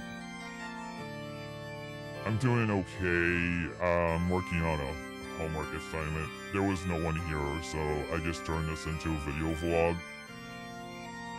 Yeah, you'll have to replay this. I know that you replay these, so there's a point. I can just rant about something and you'll replay it, so there's a point. I'm not just... Well, I technically was talking to myself at the moment being, it's with a purpose. I know that. It's like, I just want to archive shit. I like to journal. Like, I have a journalist. I like to like journal my life and document my life. I like to archive shit. I like to be able to go back and listen to a live stream or see the transcript and be like, oh yeah, that's when I did this or whatever. But I'm gonna continue having the text-to-speech client read what ChatGPT said about my music. Or I'll just start again from the top. Since you just came in here, I'll start again from the top. It's a read that should take about 5 minutes tops. It would take like 5 minutes tops to you. And then I'll talk about the context of what was being played on the text-to-speech after it's done. It should take about a 5 to 10 minute read, probably 5 minutes. So I'll play the text-to-speech, with the ChatGPT responses related to my music, and then I'll talk about it after and address any questions that you have, because you'll probably have a ton Given of the range of themes and styles in your music, it seems you're blending elements from both black metal and death metal. However, based on your song themes and overall aesthetic, you might lean slightly more toward black metal for the following reasons. Black metal leanings. Nature and winter themes. Songs like Goliath of the Winterfall and Forest Giant resonate with black metal's traditional focus on nature, cold, and solitude. These themes are quintessentially black metal, especially with the atmospheric and eerie elements you've mentioned. Gothic, dark, and haunting atmosphere carry the load, and your gothic vampiric orc character are steeped in a dark, gothic atmosphere, which aligns closely with the black metal aesthetic, especially if there's an eerie, haunting vibe. Eerie, solitude, tracks like Rock Bottom, if leaning towards black and roll, and Oh Torture could place you more in the black metal sphere, especially if they maintain a raw and eerie atmosphere. Death metal leanings. Brutality and technicality. This isn't the way it should be, with its brutal and technical death metal style, aligns strongly with death metal. Political and social issues. Your focus on political and social themes in songs like Nowhere to Go, Planet Earth, and Little Annie can also be aligned with death metal, particularly if the music is aggressive and direct. Death and roll influences. Tracks like Rock and Roll Underdog and Teardrops blend death metal with rock and roll, leaning more towards death metal but with a groovier, more accessible edge. Conclusion. If your overall persona, aesthetics, and major thematic focuses are considered, you seem to lean slightly more towards black metal, especially with the nature, solitude, and gothic elements. However, your music also embraces a lot of death metal's aggression and social commentary, so you could describe your work as a fusion of both genres, leaning into black metal for atmosphere and imagery while using death metal's brutal force and technicality where appropriate. You might consider marketing your music as a hybrid genre, focusing on how you blend the atmospheric, haunting qualities of black metal with the brutal, technical edge of death metal. Yes, Gothic metal is a subgenre of heavy metal that blends the dark and melancholic atmospheres of Gothic rock with the heaviness and aggression of doom metal, death metal, or black metal.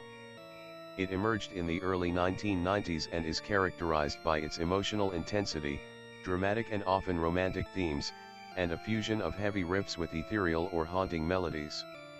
Key characteristics of Gothic metal. Atmosphere. Gothic metal is known for its dark, melancholic, and atmospheric sound. The music often evokes feelings of despair, sorrow, or romanticism, with a sense of Gothic horror or the macabre. Vocal styles. Dual vocals. Many Gothic metal bands use a combination of harsh male vocals, growls or rasps, and clean female vocals, often referred to as the Beauty and the Beast style. This creates a contrast between the harshness of traditional metal vocals and the ethereal quality of female singing. Clean vocals.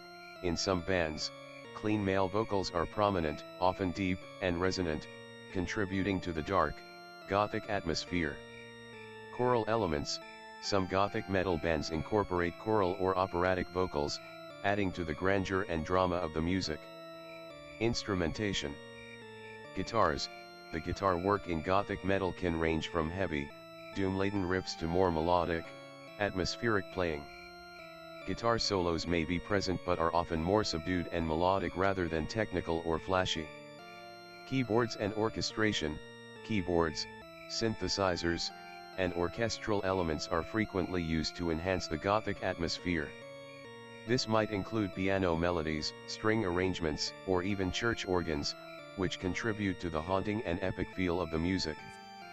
Bass and drums. The rhythm section often mirrors the heaviness found in doom or death metal but can also include more varied rhythms and dynamics to complement the Gothic sound. Themes and lyrics. Romanticism. Gothic metal lyrics often explore themes of love, loss, heartbreak, and tragic romance. The lyrics can be poetic and melancholic, drawing inspiration from Gothic literature and Romanticism. Darkness and death. Themes of death, despair, and the afterlife are common, often presented in a poetic and introspective manner. Gothic imagery.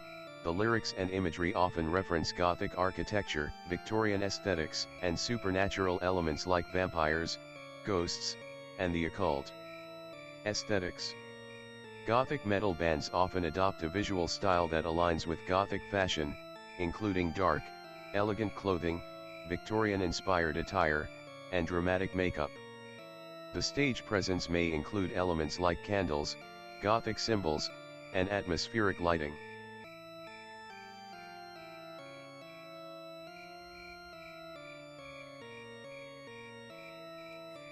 Oh my god, sorry, that's a lot of extra information. It's still not done. They have a lot of extra information. I think it's like not necessarily, but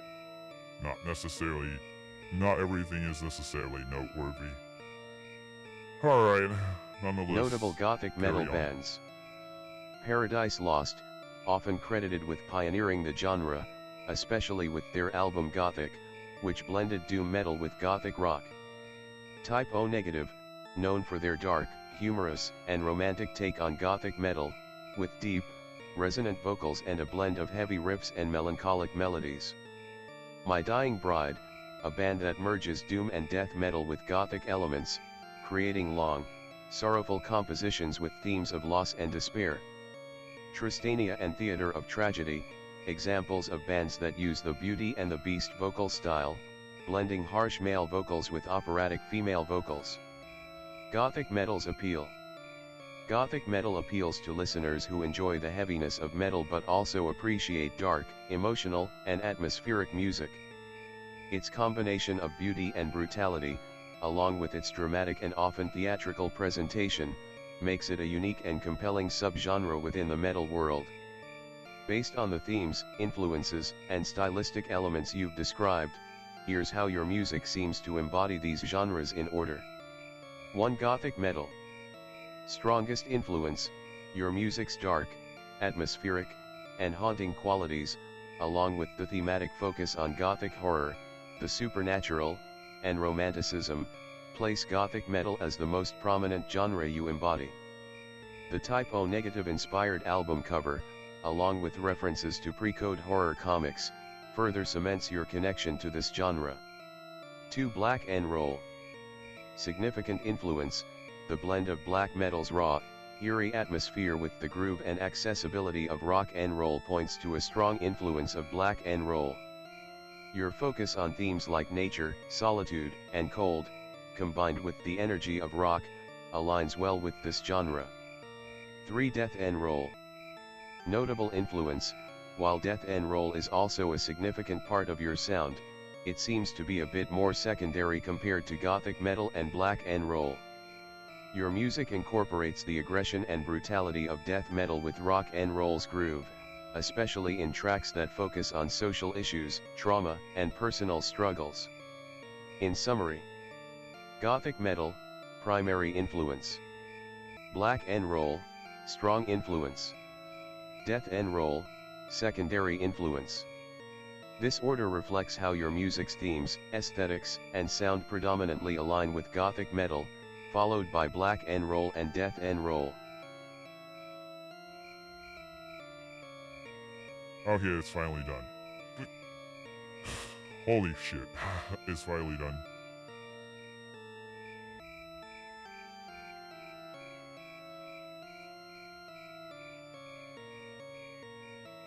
Alright. Pretty Leaf says, I definitely agree with the hybrid genre. Pretty Leaf says, black metal to me always gave corpse paint. Maybe you should add a corpse paint beast. Oh well. Yeah, and speaking of which, if I did that, there was this character called Lobo from DC Comics that would end up just looking like Lobo, so that's something that's already been done. Because Lobo is basically like me or corpse paint, and a little shorter. A little shorter, like maybe around 7 feet with corpse paint. Yeah, that's Lobo, and that's essentially like me. Like a little bit more of a, yeah, like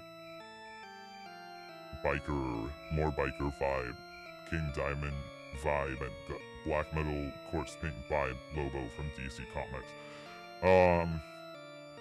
Alright. That was a lot of information. That was quite a handful, so. Shit, where do I start? Okay. I've been trying to figure out for years what genres I actually am, because for years I've just been telling people I'm death metal but I know that my stuff doesn't clearly fit the whole death metal narrative. I know that, and I have known that from the start, because when I first started out as 8-foot beast, so to speak, when I posted, yeah, this was when I made the transition over to 8-foot beast when I first started out, and I posted this isn't the way it should be on a subreddit for song critique. That's right, r/songwriting. Now somebody can go on there and find out, like, oh, the hell is 8-foot beast, right? Someone was like, oh, yeah, this is too political for black, I'm sorry. Somebody was like, oh, this is too political for death metal, and then I remember also posting that in the thrash metal sub because I was thinking it was thrash, and then somebody was like, this is not thrash, get out of here. So, but listening to a lot of death metal over the years, it's always been like about like Cannibal Corpse. I mean, I think everybody knows what that's about, you know. And like, I have a lot of songs that are heavy on the political commentary, but at the same time, yeah, Power Chip, I'm not sure if I really aligned there, but as far as like my sound is, yeah. Because my stuff is like a very, like, yeah, I'm very much like, basically, as I said earlier, I'm taking all the metal subgenres that I've listened to growing up. I'm also having a Gen Z perspective. Like, this stuff has already came out and already has been developed, because the only genre of metal that I really actively grew up with, as far as like it being actively developed and stuff coming out, and the only genre that was the major genre that was being developed and like bands actively coming out with albums and stuff was new metal. That was it. That was the shit growing up.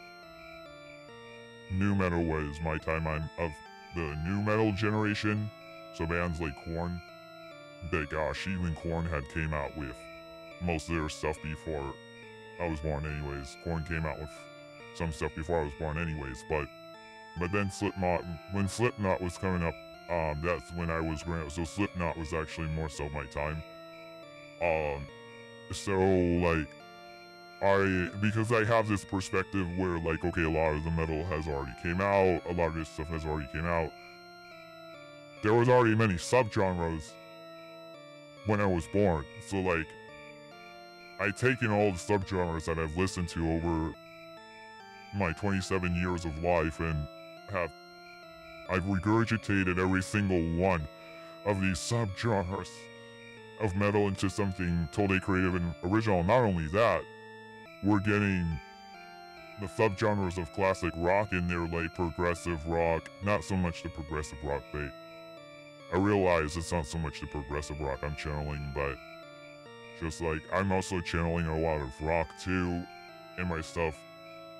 And a lot of my stuff does have a rock and roll sound, so then through ChatGPT tonight, through discovering my music, I just discovered death and roll tonight, the genre death and roll, and I was like, oh my god, yes. Yes, I fit within that, because I listened to this band called Hell Train. I was like, yeah, some of my tracks kind of do sound like that, but I don't sound exactly like Hell Train, but some of my tracks actually kind of align within like what Hell Train does, the band Hell Train. They're death and roll. But there's also black and roll, so yeah, you know, like black and roll is black metal and rock and roll, so black metal and hard rock basically, and then death metal and hard rock is death and roll, so I'm definitely within those I'm within that. I knew immediately when I heard death metal. I was like, that's it. That's fucking it. That's my fucking genre. I knew it. I was like, yeah, that's fucking it.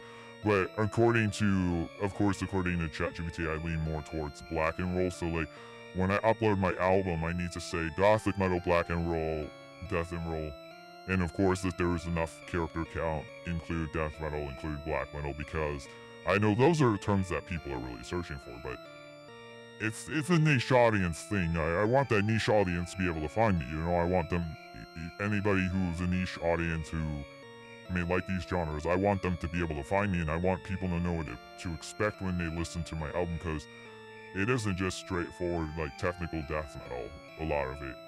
But my most technical death metal song probably is This Isn't the Way It Should Be is probably my most technical death metal song that I have. I think that's the most technical, but yeah, hard to say. Your work reminds me of a band called Dystopia, but with a mixture of black metal. Okay, I gotta listen to Dystopia right now, because I've been on this big, like search for, you know, trying to find some clarity in this thing. A band called Dystopia, okay. But with a mixture of black metal, right? I knew that, I had a feeling because a lot of the people who follow me on social media, a lot of people who are like black metal people follow me. A lot of black metal people follow me. So I knew that was for a reason. I knew there was a reason why. I was like, oh. Yeah. It's because of my themes and all that. Yeah. Dystopia. Okay. I gotta check this out, because I'm on a mission to check out any band that like kind of sounds like me. But Hell Train definitely, like, oh my gosh, when I started checking out Hell Train tonight and death and roll in general, I was like, yeah, a lot of songs I've written do sound like that. I'm doing like, a lot of times I'm doing rock and roll with gutturals basically, but it's because I had the Cookie Monster vocals, I kind of stay within that. I'm within the more extreme genres just because I have Cookie Monster vocals that automatically puts me in the more extreme genres. That's why I can't just be like, okay, my stuff's speed metal. I can't just say I'm speed metal, because the difference between speed metal, death metal, black metal, is the Cookie Monster vocals. That's really the defining difference in that is the Cookie Monster vocals, which I have throughout all my stuff. Not so much the lyrics, the vocals of Dystopia, but like the music itself. Yeah, I'm checking it out right now. Wait, do I sell my desktop audio on? Please don't tell me I do, because I'm gonna get a copyright. Okay, good, I have it off.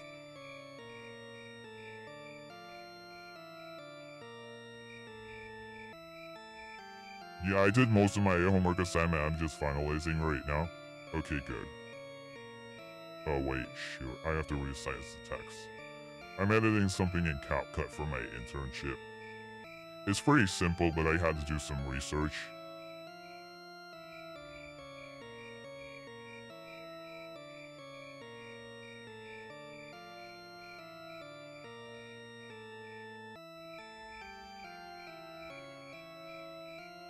I'm just curious, can you describe why I sound like Dystopia? I'm just curious.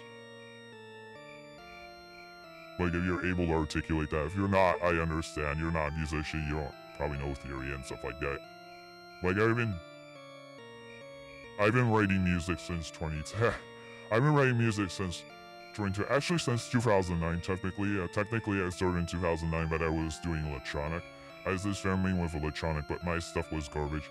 I basically just took I started out taking reggae music and bass boosting it. I was like, oh, this sounds trippy. I was like taking reggae music and just bass boosting it and distorting it. I was like, oh, this sounds interesting.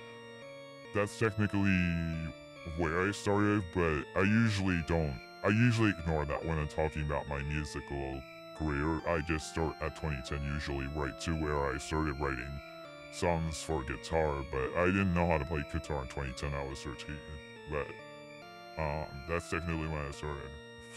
But I heavily edited that stuff into like a sludge album. I just edited it into a sludge album because works perfectly as a sludge album, basically, because all this shit is noise and sludge.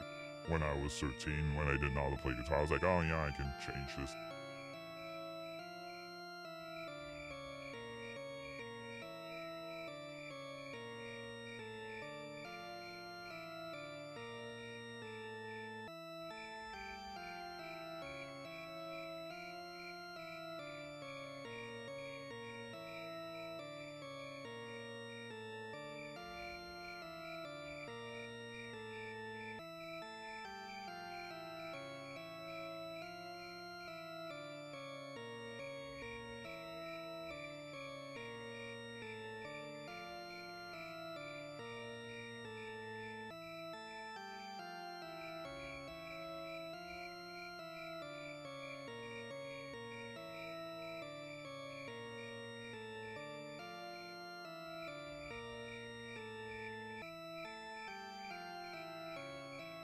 Great, I'm done editing the little video for my internship, I just have to export it.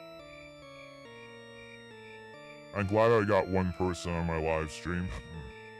I know I started extremely late, I mean we're talking like 12 midnight Pacific Standard Time, so I don't expect anybody to come here. But maybe over the course of the next couple of days we'll still pick up on views a little bit. Well, I have to say in the title what I talked about. I spent the whole stream talking about the rabbit hole I went down today, with my, trying to research my genres and stuff. I'm trying to clearly define my genres, basically, trying to nail it down to like 3, which I did.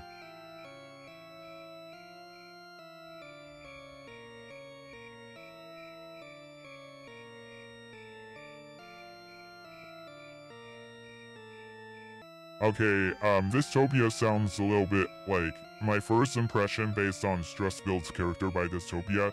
I'm getting crossover vibes, and crossover is basically like crossover and thrash, they're related. Crossover is hardcore punk and metal. It's a thrash subgenre.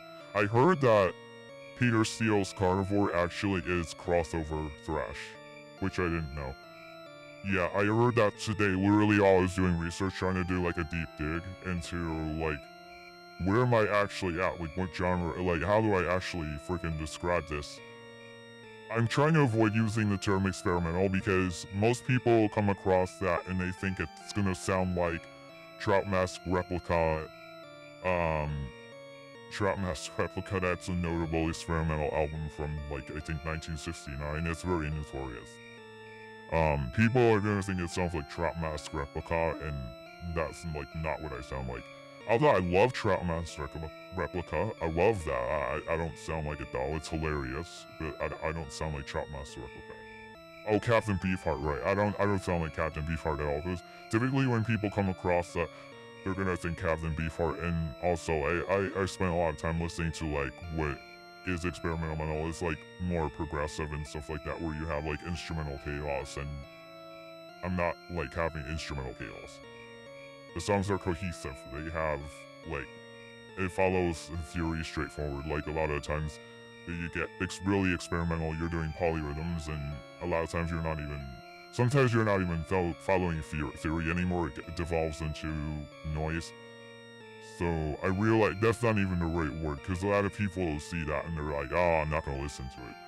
So I really wanted to avoid using that because it's not good for marketing for me personally to use that. It doesn't make sense.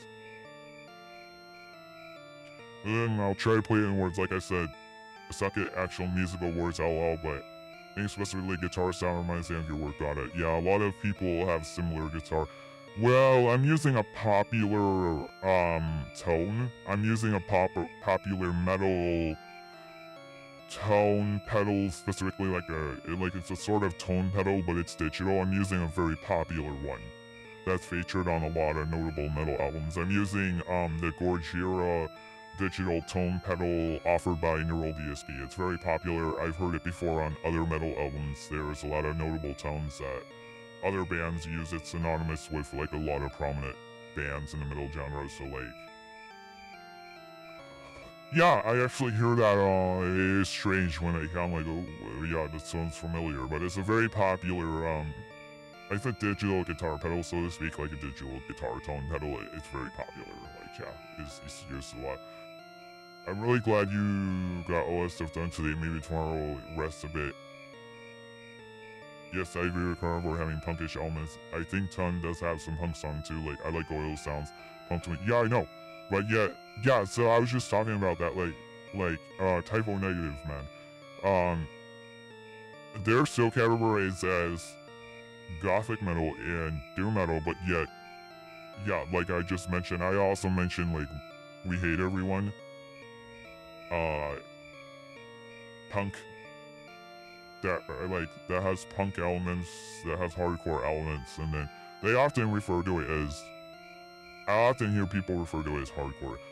Now when someone says, I now learned tonight that when someone says hardcore, it's short for hardcore punk. It's actually hardcore punk. Hardcore is short for hardcore punk, or it's a derivative of hardcore punk. It's basically hardcore punk. It's punk. It's basically punk.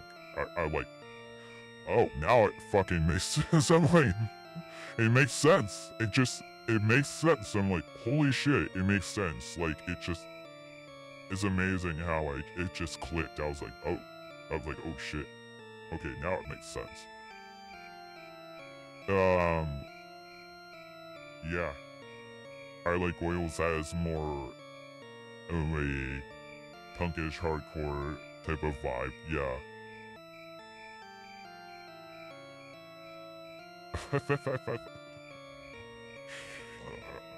So yeah, the whole reason why is because that was harkening to Peter's past in Carnivore, because literally that is like, someone on YouTube categorized that as crossover thrash. They did a video about crossover thrash albums. The Carnivore album was in there. One of their albums was in there. I think it was Retaliation. Yeah. Let's say Retaliation. Yeah. And like, now it makes sense because it's like, yeah, songs like that in Typo's repertoire now make a lot of sense, because he was actually going back to his crossover origins. The crossover origins. It just like blew me away when I found that out. I was like, oh my god, it all makes sense now. But still, the duality is crazy. Like, the duality between like his crossover origins, like the crossover hardcore punk origins thrash. I'm just gonna say all the genres that Carnivore is interchangeably, so no one gets confused. And then I'm going from that to like gothic metal, doom metal. He did a complete 360. I just realized how much of a complete 360 Bloody Kisses actually was from Carnivore. But when Typo Negative first started out, they still had some of those elements going on. But the complete 360 with Bloody Kisses is just nuts. It was such a 360 with some of the songs were such a complete 360. But yeah, like I Like Oils wasn't so much of a complete 360. That's like, yep, that's punk. Yep, that's punkish elements, crossover, yep. But then like, I'll honestly never listen to Carnival. Oh, I need to listen. Yeah, it's. Oh yeah, you have to prepare yourself for that. Quite a bit, yeah. Yeah. I personally, my favorite one is what the hell? It's like, why can't I remember freaking title? Oh my god. Oh man. I think it's Carnivore by Carnivore, where he talks about like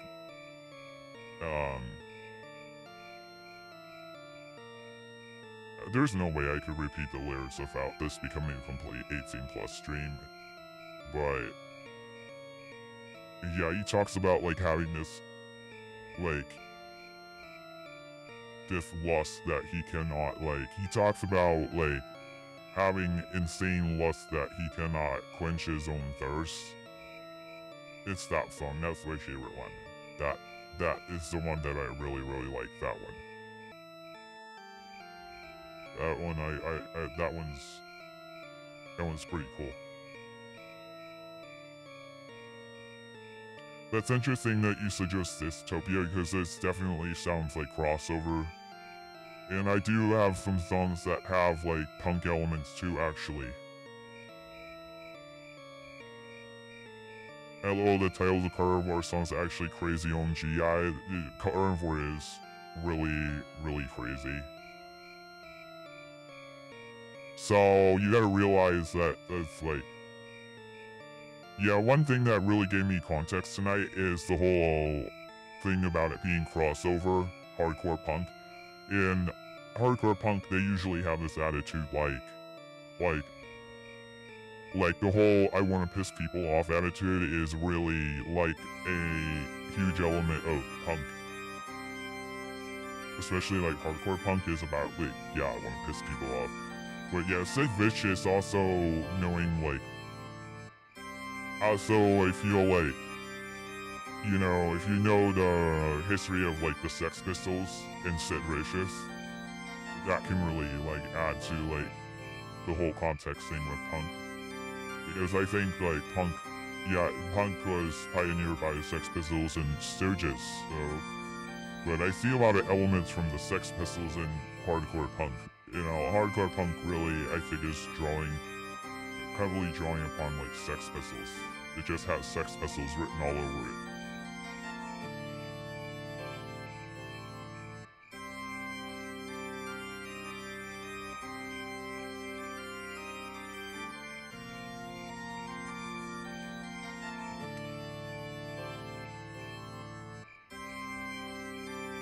Oh, Dystopia is a crust punk sludge metal band. Yeah, that sounds like related to crossover. That's related to crossover. For sure. Yeah, crust punk. Okay, crust punk is a subgenre of punk influenced by English punk scene as well as extreme metal.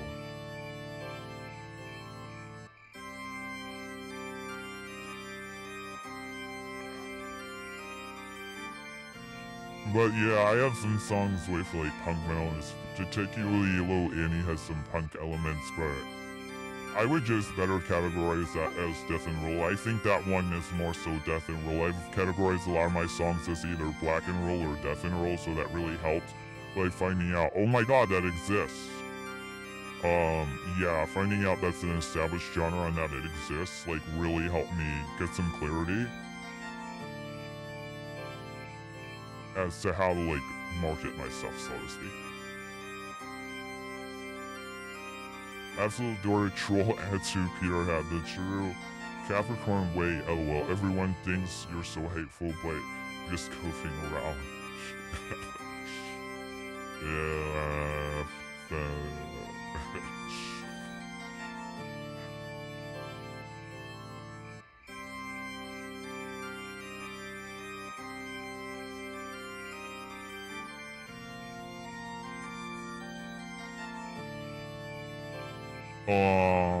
by the way, something I talked about earlier is I want to modify I'm gonna make a slight change to my album cover, but it's not like, it's nothing major, but I actually think it's a good idea to take those vines, to take those thorns that I'm using to reference October Rust, and actually make them green and red for a few reasons. One reason being is that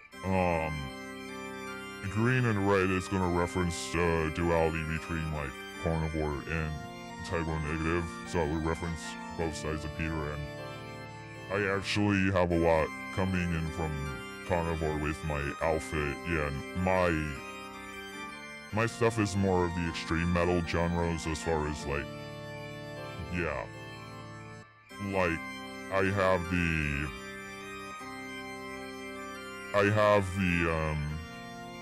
as far as the alternate, I have the alternate picking going on, which is a thrash element, which is then again related to carnivore, so I have those elements going on throughout my album a lot more than to do metal elements like a lot more. Like my album is a lot more giving. Like I said, yeah, I mean, gothic metal, death and roll, black and roll. So it has that faster, like speed metal style alternate picking, which is synonymous with carnivore. So that's why and that's one of the reasons why is like there is a heavy carnivore influence there as far as. But I was doing that before I even heard of carnivore, but well, actually, I don't know. Was I really playing that way before carnivore? I played that way more recently, so actually, maybe not. Also,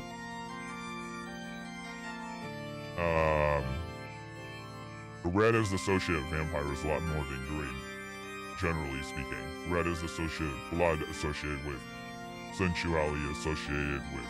Red is essential color, it's a power color. So incorporating more red on my album cover I feel would be appropriate, would be red. Pretty Leaf says, red and green are always gonna be Christmas vibes, but I'm sure you can make it look nice. Oh, I did burgundy. Yeah, I know. Oh yeah, I know. Christmas vibes.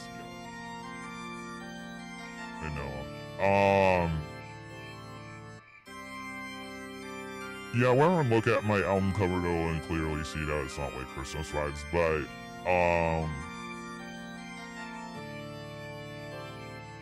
yeah, what I'm gonna do is, yeah, I'm gonna focus on the deeper shades of like green and red. But there's something called a color gradient where you blend like two colors. Like you're going from one color to the next. But if you look at the October Rust album cover by Typo Negative and you look at how Typo Negative stylizes their lettering and stuff like that, you will see that they actually go from orange to yellow or something like that. And that's called a color gradient. So that's what I want to do is I'd be going from like red to green and then going from red to green and going from green to red. And I make it like opposites of each other on the album cover so we're not repeating the same thing over again. And I'm focusing on, yeah, those deeper colors. I'll be focused on those deeper colors so that it's not too like, I am gonna have some bright red and some bright, like, even some really bright green. I am gonna have some brighter colors with some more relaxed, deeper colors. It's gonna be like R&B. That's what I'm thinking about doing. At that time. So, actually, getting even deeper into this is nuts. Like, how much I know is nuts. With, like, the whole way Typo Negative did their, like, fonts and everything here on October West. Like, particularly that color gradient that's inside of the font, the coloring. I know, I think I know what software they use to do it. I believe that they actually used word art on PowerPoint or something like that, or Word, or Microsoft Word, because back in the 90s there was, so way back when the first edition of Office, Microsoft Office was released, there was this thing called word art in PowerPoint, and I think it was also in Microsoft Word in 1995. I used Office 95 for a very long time. I'm very familiar with Office 95, and October Rust came out in 1996, so I believe that they used the word art feature in the Office suite to do that. I believe that they used that. I don't think that font is Impact, but that looks like the Impact font. The Typo Negative font looks like the Impact font, but I don't necessarily believe that it is the Impact font, or it's either Impact or, it looks like Impact or Arial Black. There's also another font called Arial Black, and it looks like it could be Arial Black or Impact, but I don't believe that necessarily is. It looks like some kind of headline font, but it could be that font, I don't know. But like I said, it's crazy how much I know. I'm like a wizard. Am I a wizard? Like, what the hell?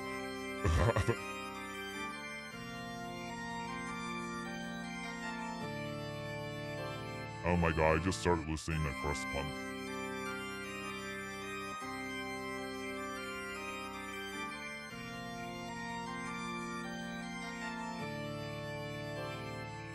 Can't wait to see the art right, because I want to make sure that I'm sharing a preview of it before I officially release anything anything I let a lot of time go by with a preview out there so that people have a time to critique it and react to it. But also, like, I don't know with like the whole green vines thing, if it's like looks a little bit too obvious, like a little bit like a copy almost. I don't want people to think, or like, I don't think that would be a problem, but I don't want somebody to like think like, you know, like this is potentially like a copyright issue or a rights issue. You know, I don't want it to become something like a rights issue or a copyright issue, because it is a pretty blatant, in your face, on the nose reference to October Rust. It's very on the nose with the green vines and the black background. Although, of course, I do it out of tribute, you know, but yeah. I gotta go to bed now, Beast. I'm sorry, it's 5 a.m. here. Oh, yeah, don't be sorry, man. I understand that. Yeah, that's totally, like, understandable that you would have to go to bed. Totally. I mean, like, shit. I'm surprised you even joined or how late it is. Yeah, I gotta get off of here too, because I gotta go to bed myself. I'm in the process of uploading my homework assignment. It's like done. I'm in the process of like trying to upload it, download it. But who knows if I'm gonna run into problems at this point.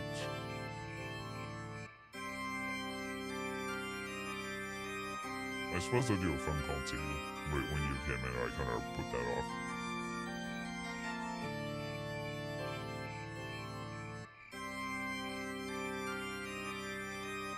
I don't know, being a musician, you just know certain things that the average Joe doesn't know. Like, being a musician, you actually, like, you have a different perspective. Yeah. It's nuts. Or being sort of a music nerd, you just have a different perspective.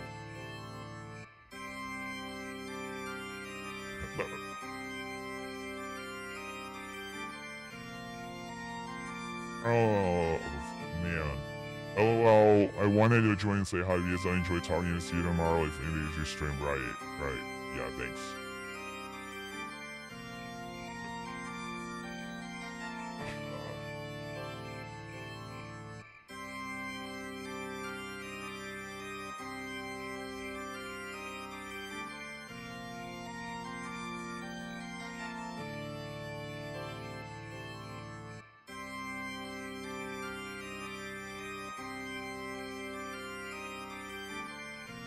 Yeah, I'm gonna go ahead and end the stream now. Yeah, because I think I covered everything. I was, like, doing a deep dive on my genres, and I figured out, like, what genres I am with help from ChatGPT. I figured out what genres I am. And I also mentioned that I vetted what ChatGPT was saying, that I made sure that I knew what it was talking about in regards to the metal subgenres. I wanted to make sure that it got it right.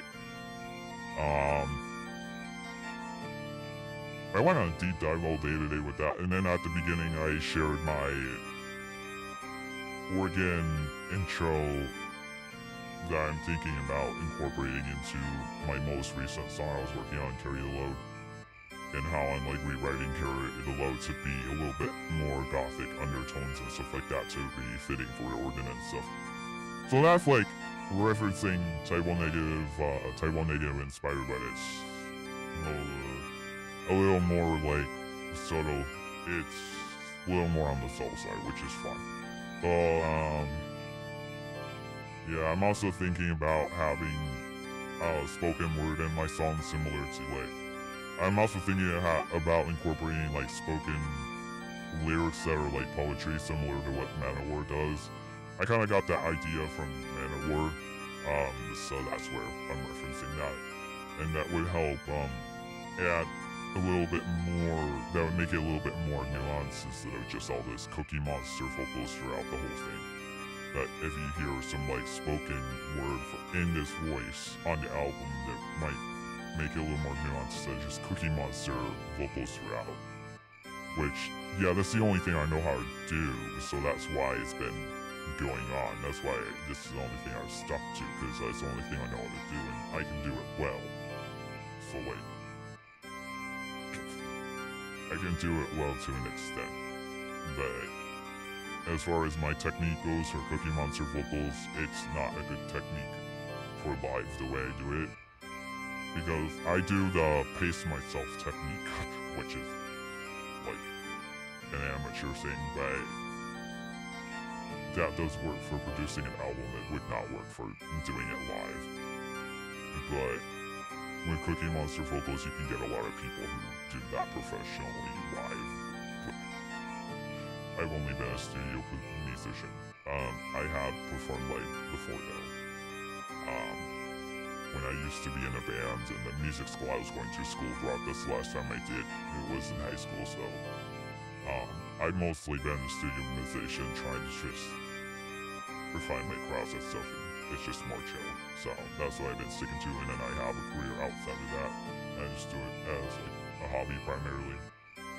So a hobby that I'm really passionate about though.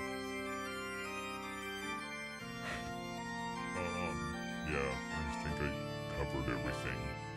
Alright.